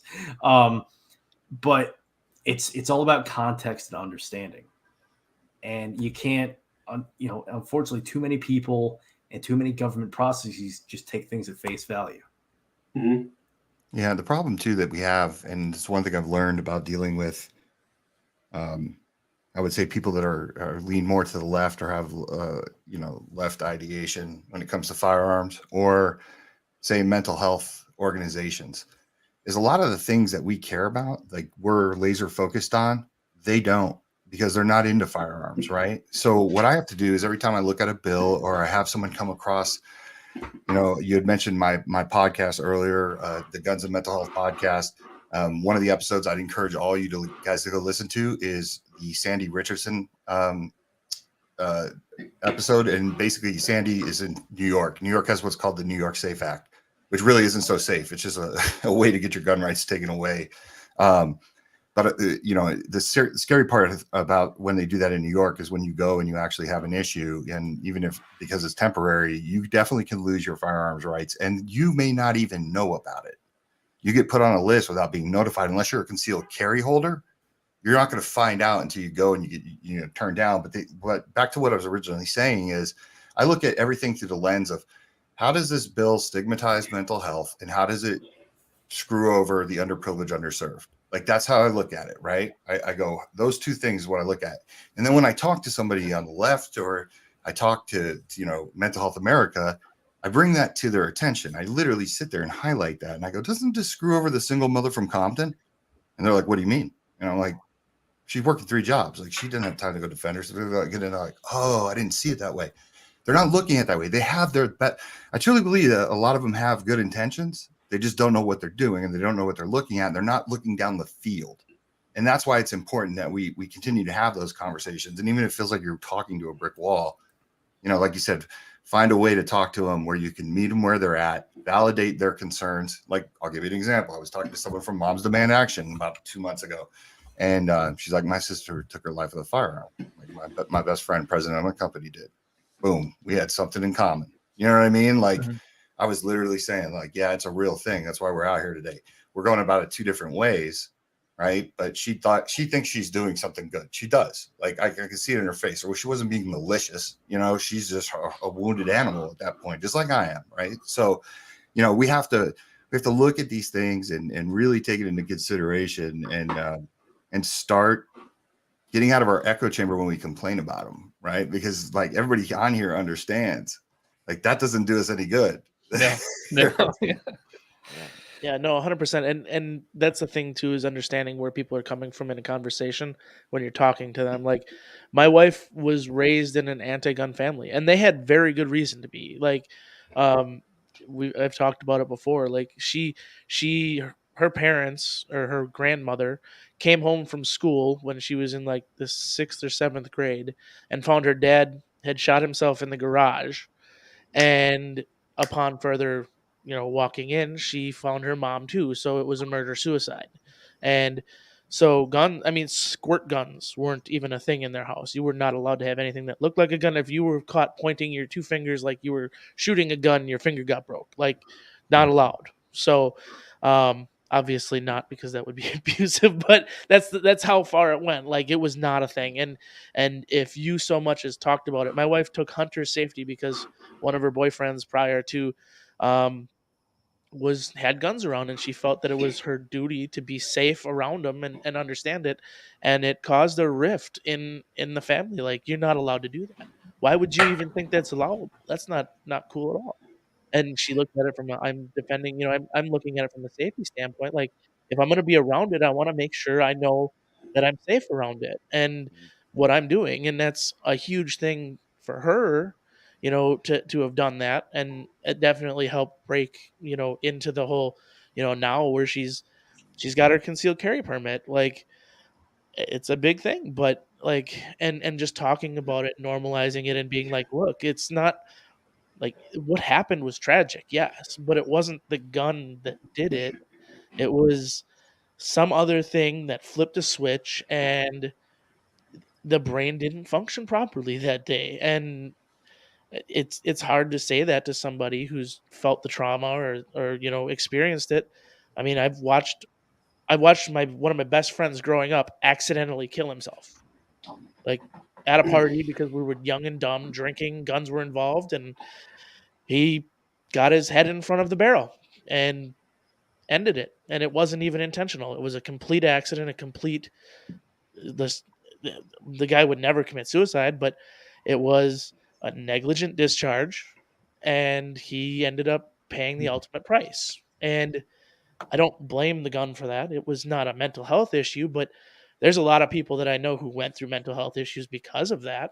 Like, seeing that and then bringing it back around to the guns, like, you were stupid with them. Like, it's a tool that can do a lot of damage, and you have to be responsible with it. But at the same time, like, it wasn't, for a lot of people, the trauma wasn't caused by the gun. The gun was a component of the trauma. Well, there's a common theme. I mean, we're talking here about mental health, and there's a common theme, and it directly relates to some of the crassness, is that the word? Yeah, that I see in the firearm community that is pulled from what I call extreme right sources, that my facts don't care about your feelings. Well, when we're talking about mental health, feelings and emotions are a very real thing. So whether we're talking to someone that is hardened anti-gun views, scared, admit that they're scared of them, whatever, acknowledging that the feelings they have are real, right? Now, whether they're justified is maybe a totally different thing, right? Mhm. But what they're feeling and the emotions they're having are real. So, my approach is to try to find out why that is. Why do you feel this way? What's going on with this, right? It goes back to that root cause thing where we started this whole conversation. And in getting back to that, sometimes you can find a starting point to build on to then bring in the logic and the facts, right? And then they realize, oh, I'm having these feelings, but maybe, and don't try to cure them. Just put calmly and very carefully, be interested in their feelings and their emotions first, and then introduce those facts and things to them, and then back off and give them time to think about that, right? And weigh out the facts and the figures with their feelings, and then let them come to that conclusion that, you know what, it's normal that I'm having these feelings. There's a reason, obviously, that I'm having these feelings and these emotions, but you know what, had that conversation with this guy. I've went online. I've done a little research now and looked into some things, and you know, maybe they decide that it's not justified, and maybe they cross over that line and become a little more comfortable with firearms, and then cross that line a little more and become a responsible firearm owner, and Right. then 100%. move into activism. How many people have started out in that, from Mike to Sarah to numerous other people that started out with, in that arena of emotions and feelings, and now they're some of the strongest, activists that we have in 2A. Well, Yeah, I think you. Oh, go ahead. I think you hit the nail on the head when talking with people who aren't familiar with firearms. I think using rational conversations and being calm, and not, even if that one particular person that you're talking to, or multiple people that you're talking to, if they get defensive real quick and they start like trying to come at you with their facts or whatever it is, just remaining calm, and I think has diffused a lot of the situation, especially when I'm talking to people who want nothing to do with guns and think guns are the most coolest thing in the world. If you're calm and you talk with them and you present a fact and let them chew on it for a little bit, they come back around and be like, yeah, you're right. I see your point. And you kind of make that play into bringing them into the possibilities of being a gun owner at some point in time. They may never go that route. And also going back to, like you were saying, growing up for myself, I wasn't even allowed to make my fingers into a gun, or because my parents were very, no guns. You can't run around with your friends going pew pew pew. Now my mom has more guns than I do. So go figure. Well, I also think a big thing too with approaching the other side, and with logical facts and all that, is you have to much like everything in life, you have to almost take the crawl, walk, run approach to it too. Earlier we were talking about how Color Noir breaks things down in a very easy, very digestible way. If you're talking with someone who is anti-gun or is scared of guns or whatever, and you just start throwing facts and calibers and all the nomenclature that we all know, it's going to just scare them, and it's going to cause them to shut down and basically block it out because it's something they don't understand. So instead of being like, we need guns to fight off a tyrannical government right off the bat, they're going to be like, whoa, that's way too much. Start with, this is actually a tool. It's, you can leave this thing for 100 years, and as long as it's not touched, it's not going to go off.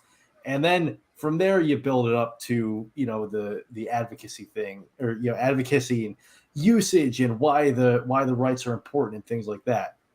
Man, if you throw them, it's like learning how to swim, but not effective. You just throw them into the pool, they're going to drown under all that information, and they're going to freak out and not want nothing to do with it because they don't understand it. Right. I think the same thing can apply to mental health and coming out to people about that as well. Is you have to kind of be the good guy and show that it's okay.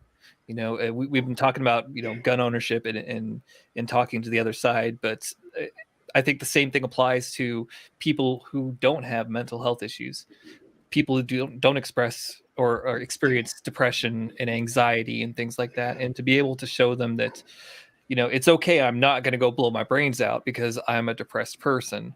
To have a conversation and a dialogue. And I'll say it for a millionth time. That's the one thing I think we're missing the most, in particular in our community, is that we don't tend to listen and then respond back to what we've heard.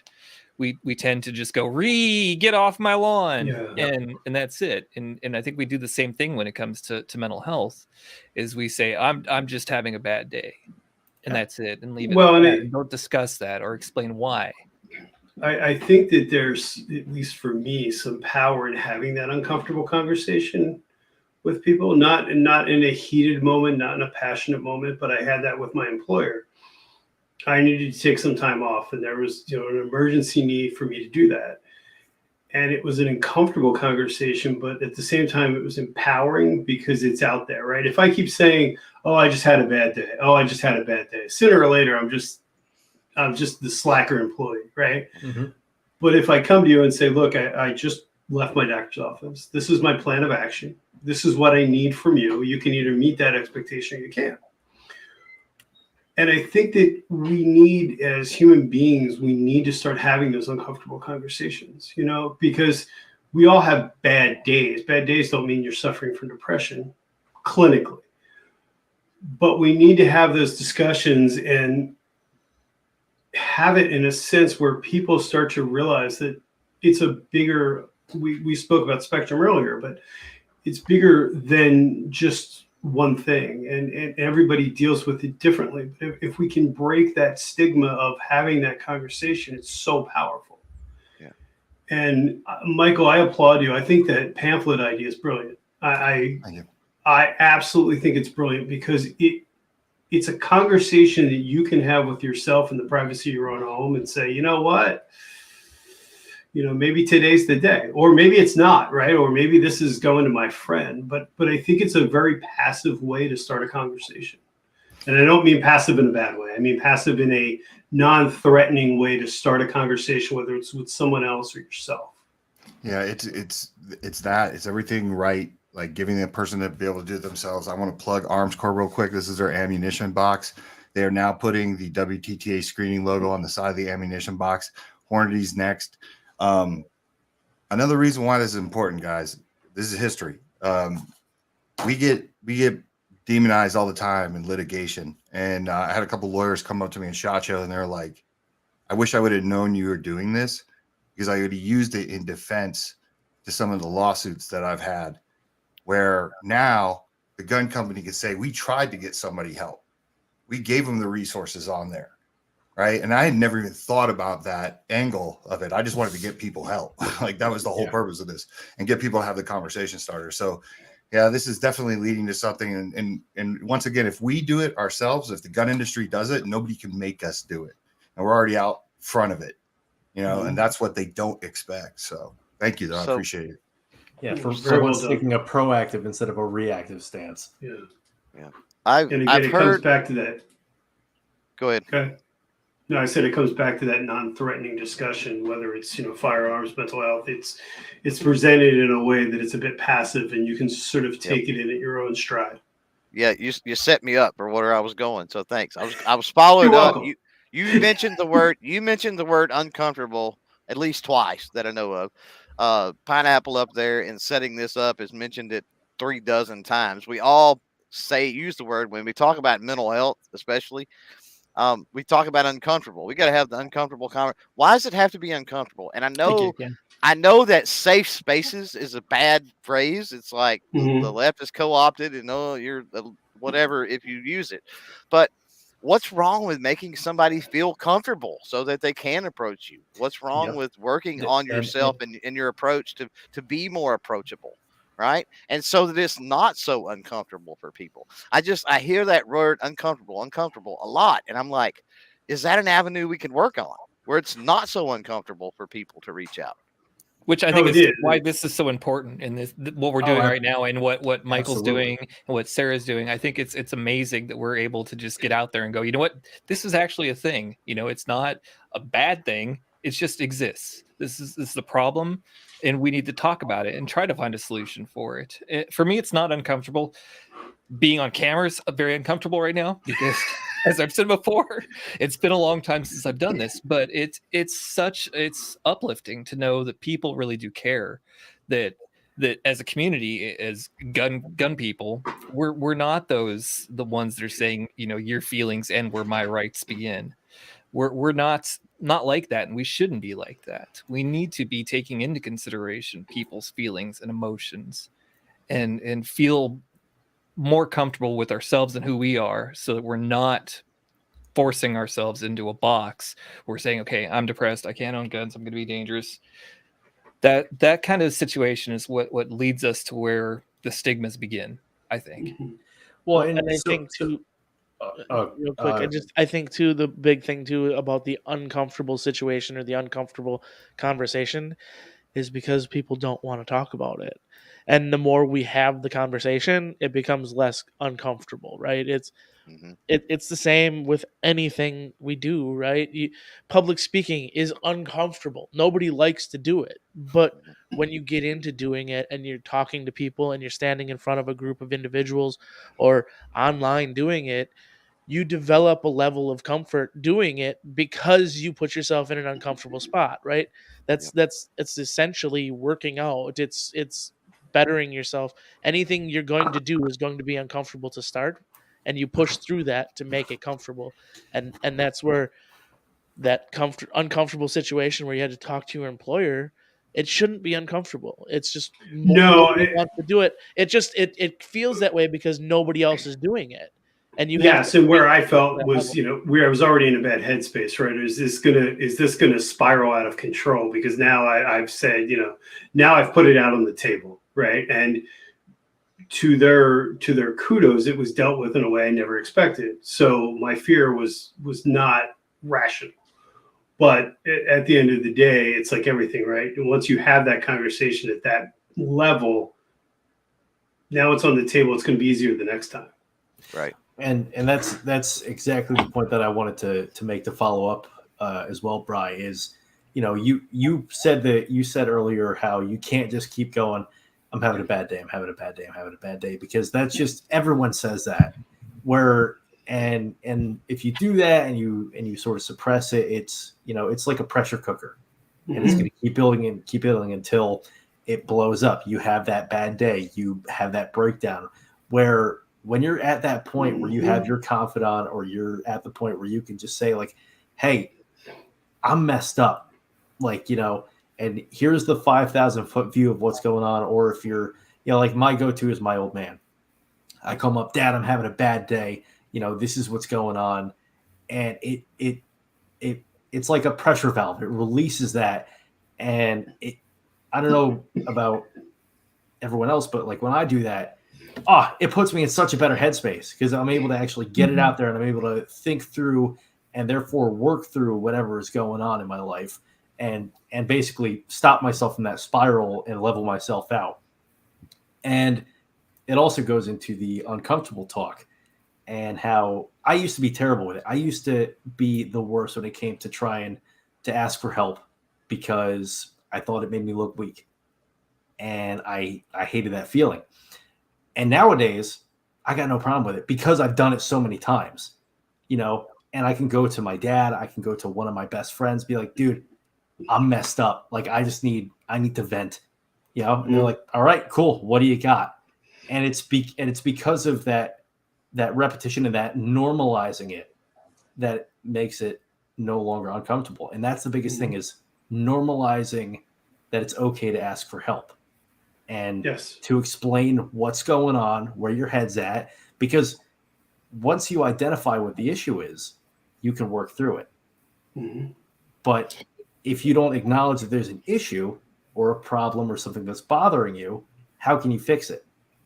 Oh, absolutely. It's important to recognize too. I love what Mike was saying. Like, it's important to get ahead of things, and taking a mental health survey, or and what we offer is that safety plan, so that people can have a plan and they can understand like what are their coping mechanisms and their baseline before they get into that place.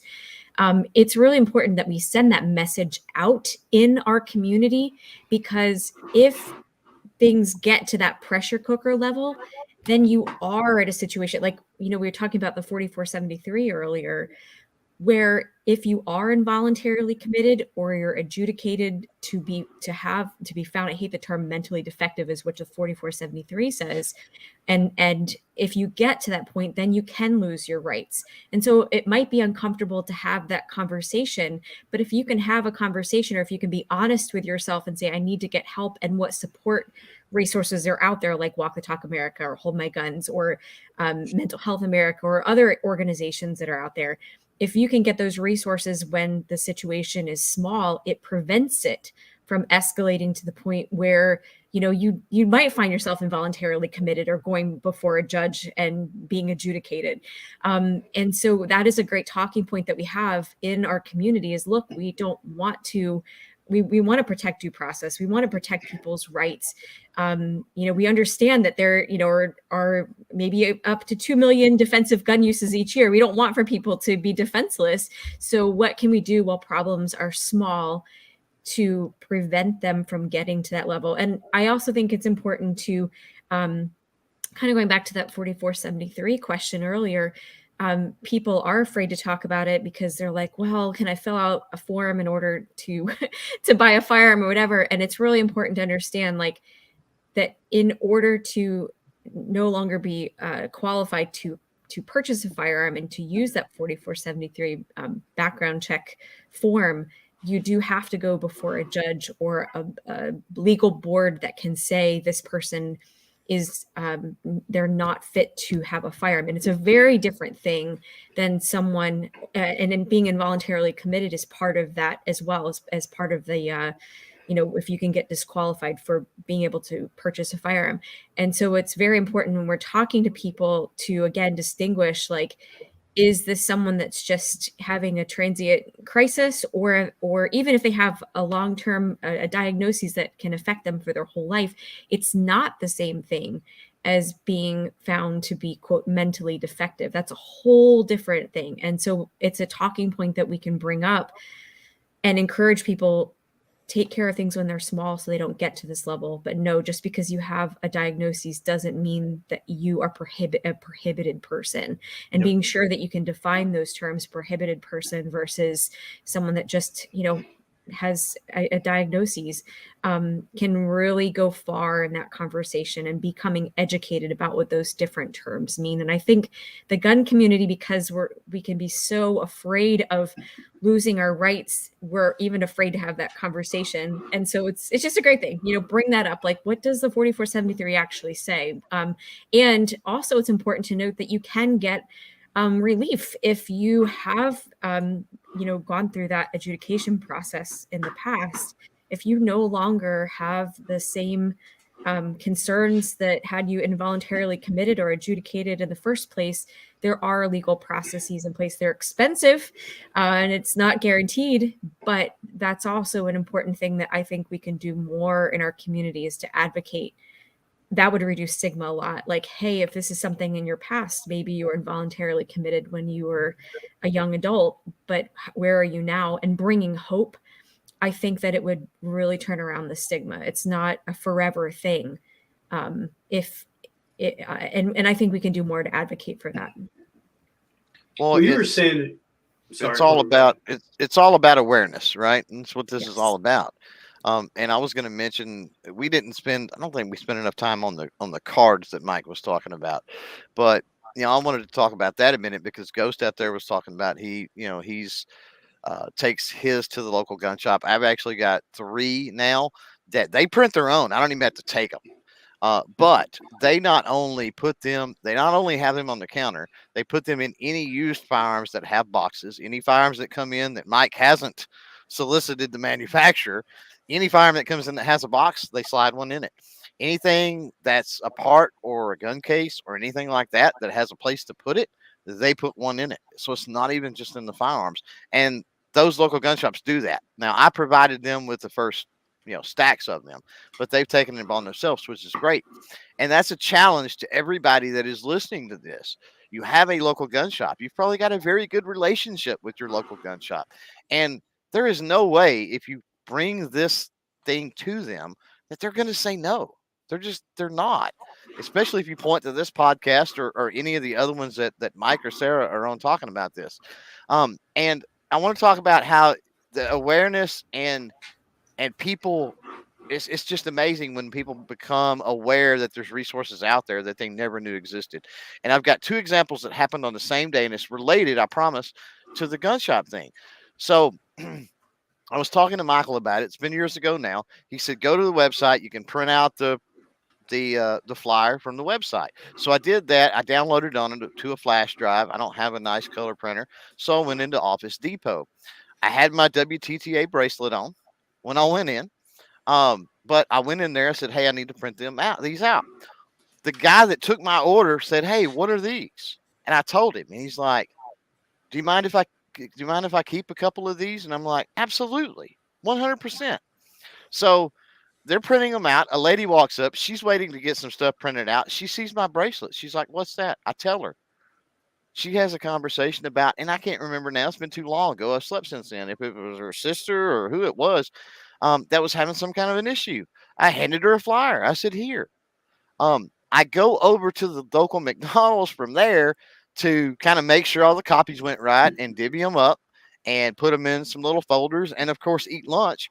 So I've got them spread out on the table. I'm eating my McDonald's, and a guy walks by and he says, hey, what are those?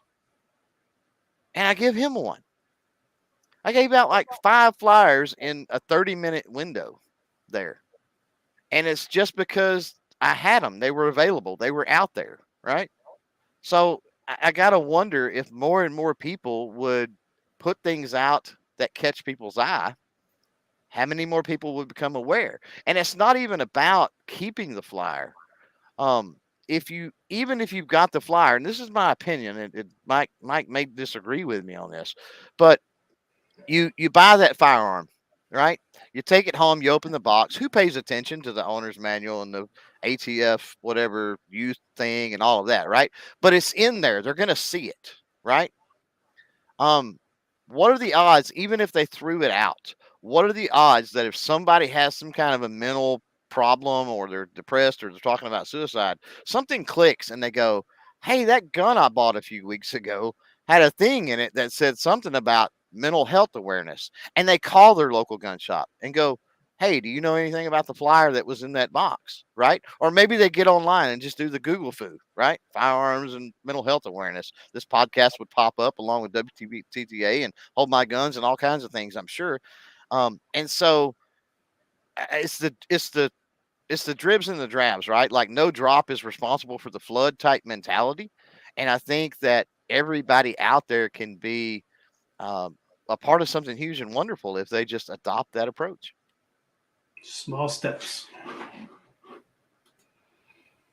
Right. It is exactly what it is. Small steps, inch by inch, anything's a cinch. So we are coming up on the 2-hour mark. And as we all know, 2 hours is about enough for most people to sit and talk about anything, much less listen to it. So I do want to open the floor to everybody one more time to kind of just, discuss, where they're from, where people can find you, other things about it.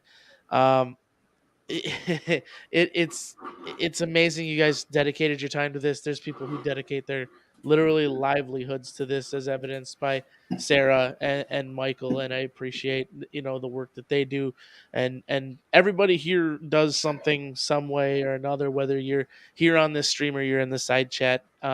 You are a part of mental health awareness, whether you realize it or not, and every single person has the opportunity to help. But to the people here, just please, we'll start with Scott. Just let people know where they can find you and what you're about, so people know where to go. So like I said at the beginning, well, first off, thanks for allowing me to be on this panel. It was good times, good conversation.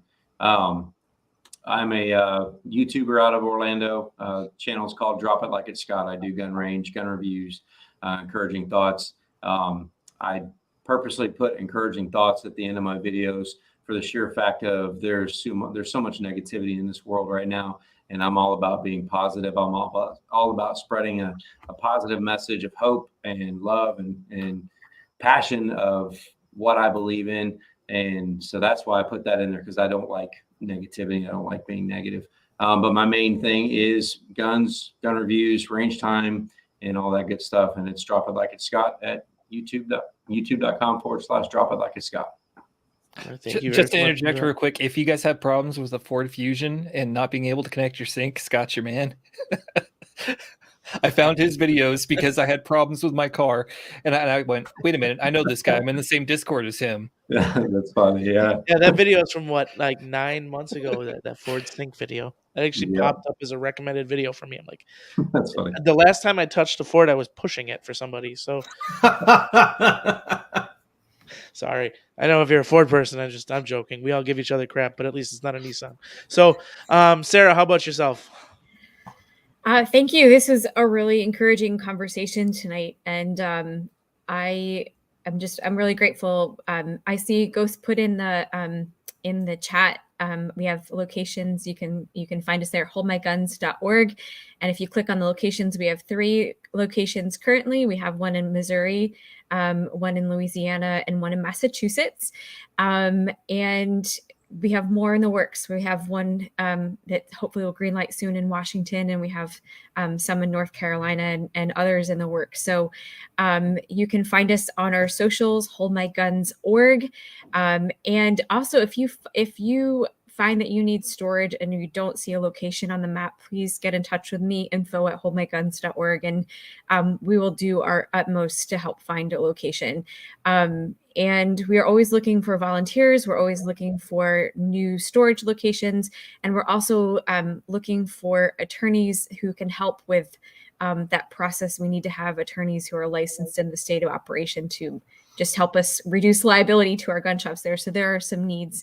And I want to encourage people to look to go to our socials. And if you look in our link in our bio, you can download that PDF for a personal safety plan. And I encourage everybody to do that, to get in front of a crisis before it occurs, so that you have a plan for resources, including a place to store your firearms. So thank you again, everybody. It's been a pleasure to have this conversation tonight. All right. Thank you, Sarah. Real quick, I did want to come back to something. Ben Willett in the chat, Hypo's brother, for people who don't know, he said he just wanted to kind of talk real quick, and I wanted to come back to it. I forgot about it for a second, but I didn't forget about you completely. But can someone elaborate on being adjudicated? He was once upon a time held against his will because of a bad day involving a firearm, but he never committed a crime. Should I have been able to purchase? I think the question is, should you be able to purchase? I don't know. Being adjudicated is really about going through a court system or other doctoral system that ends up at a court level. If a crime was never committed, if nothing was ever charged, most likely you are okay and there's no issue. So you should be perfectly fine. There's nothing on record, and to be completely fair, unfortunately, the systems are so broken that even if it was on record, there's a good chance that federally it's not, and you're still going to pass a NICS background check. So there are systems there that are issues all around. But at the end of the day, you should be fine. So with that, Zach, where can people find you? What you're about? And for the most part, too, I do want to point out, I've tried to do my due diligence and have links for everybody and everything they do in the description. So anything they're talking about, you should be able to find in the description as well. So yeah, so where you can find me, I'm primarily on Instagram at author Zach James, Zach with an H, as it says on the screen here, pointing is hard. And what I'm all about, I am I'm an up and coming author. I write military thrillers. Shameless plug. You can see him behind me. Deception came out last year. My next book, Wet Work, comes out on April 22nd. Also looking to expand my repertoire into the gun tuber sphere. Working some cool projects with some cool guys in the future with that, and just happy to have been included in what I hope is the beginning of a good movement of advocacy and normalization of talking about mental health and gun ownership and the solutions that can come from this talk. And I hope that it brings it more into the mainstream. So thank you for having me, and it's been great to talk to you guys. Not a problem. Glad to have you. So, Brian, how about yourself? Well, I just wanted to say thank you. This was a very calm and very intelligent conversation. And speaking back to, trying to have that discussion and not have it passionate, I thought it was a great discussion. I can be found on social media, Brian the Biker. I spend most of my time on YouTube and Instagram. My YouTube channel is obviously a motorcycle-related channel. I touch a lot on my mental health. We have a live stream, and I have a podcast interview series where we try and talk about that. It's not the focus of the podcast, but it's more of trying to find that common ground and talking to people about their experiences and how a lot of people use mental health and motorcycles as sort of the catalyst for their healing. That's it. It's a pleasure to be here. All right. Clover, how about yourself? Well, first I want to say thanks, Pineapple, for hosting this. It's been awesome. Second to all the panelists, including JT that had to bail earlier, who was dropping some bombs early on in the chat. Thanks for everybody that jumped in and shared. It's awesome. For Sarah and Mike, they are definitely the 2A rock stars. Me, I'm just a gun tuber that likes to play around with FUD guns and make videos, but when there's 2A work to be done, I'm not afraid to roll up my sleeves like most of us are and do it. And this conversation is one that we need to have. And I employ the chat out there to keep it going. Speaking of that, thanks for all the conversation in the chat. And if you've made it 2 hours in replay, you're probably as big a rock stars as Sarah and Mike, because that's amazing. 100%. Michael, as well for you, I do want to say we have somebody DM me right away and they want me to hook up with you about getting flyers to them. They are apparently extremely close to Palmetto State. They have a good relationship with them, and they would like to take your flyers to PSA and see about getting them in some of their stuff. So we all know PSA does good work. They're putting out decent product and just continue to push those flyers. Like, it's a simple thing, guys. Like that. And the link is available. The website is available. You can print it out. But yeah, anybody who can do it, man, it's a small step that can be a huge help. So with that, Michael, where can people find you? You can find me at Walk the Talk US on Facebook, Twitter, and Instagram. And if you want to add another podcast to your collection to listen to, we have about 60 episodes of the Guns and Mental Health podcast. We have all walks of life that come through there. We've had mass shooting survivors. We had Tupac's bodyguard's wife on there. Like we have all different types of people. Some of them may even lean anti-gun, but at least we get to have the discussions. But for the most part, everybody's gun positive on there or gun neutral. But that's where you can find us. Excellent. So, like Clover said, and if you guys have made it to this point, you're a freaking rock star. To everyone who did show up, thank you. I know you guys thanked me. I just was a catalyst for this, and I do hope to help carry this forward and do more of these panel discussions in the future on many different subjects going forward. So, this was just one. Hard topics are hard to talk about unless you talk about them. So, like I said, everybody here, I appreciate your time. I've taken up plenty of it on a Friday night, and I do know, like, for some individuals it's extra late because you're not Central Standard Time. You're over there in Florida and enjoying, even later evenings. And, it's crazy, but we managed to pull it together. And oddly enough, 8:40 p.m. was a good start time for everybody. And I appreciate y'all for being troopers and coming in. I know everybody's tired. And Hypo, if this is the last show for you, happy retirement. For everybody else that's here, I do appreciate it. We will end the show with this. Stay safe. Know that help is available. It's always out there. There's somebody who's willing to help you. And if nothing else, the helpline posted up and running at the bottom of the screen right now is a huge help. They can put you in the right place at the right time if you need it. So I appreciate each and every one of you for stopping in, hanging out, watching the show. Make sure to give it a thumbs up, share it out. It's not self-serving for me on this one. I really think this just needs to be out there. More people need to know that the conversation can be had. It can be had in a good way, and it needs to continue to be had by other individuals and every individual. So I appreciate everybody again, like I said. And with that, we will bid you adieu, and I'll see y'all next week.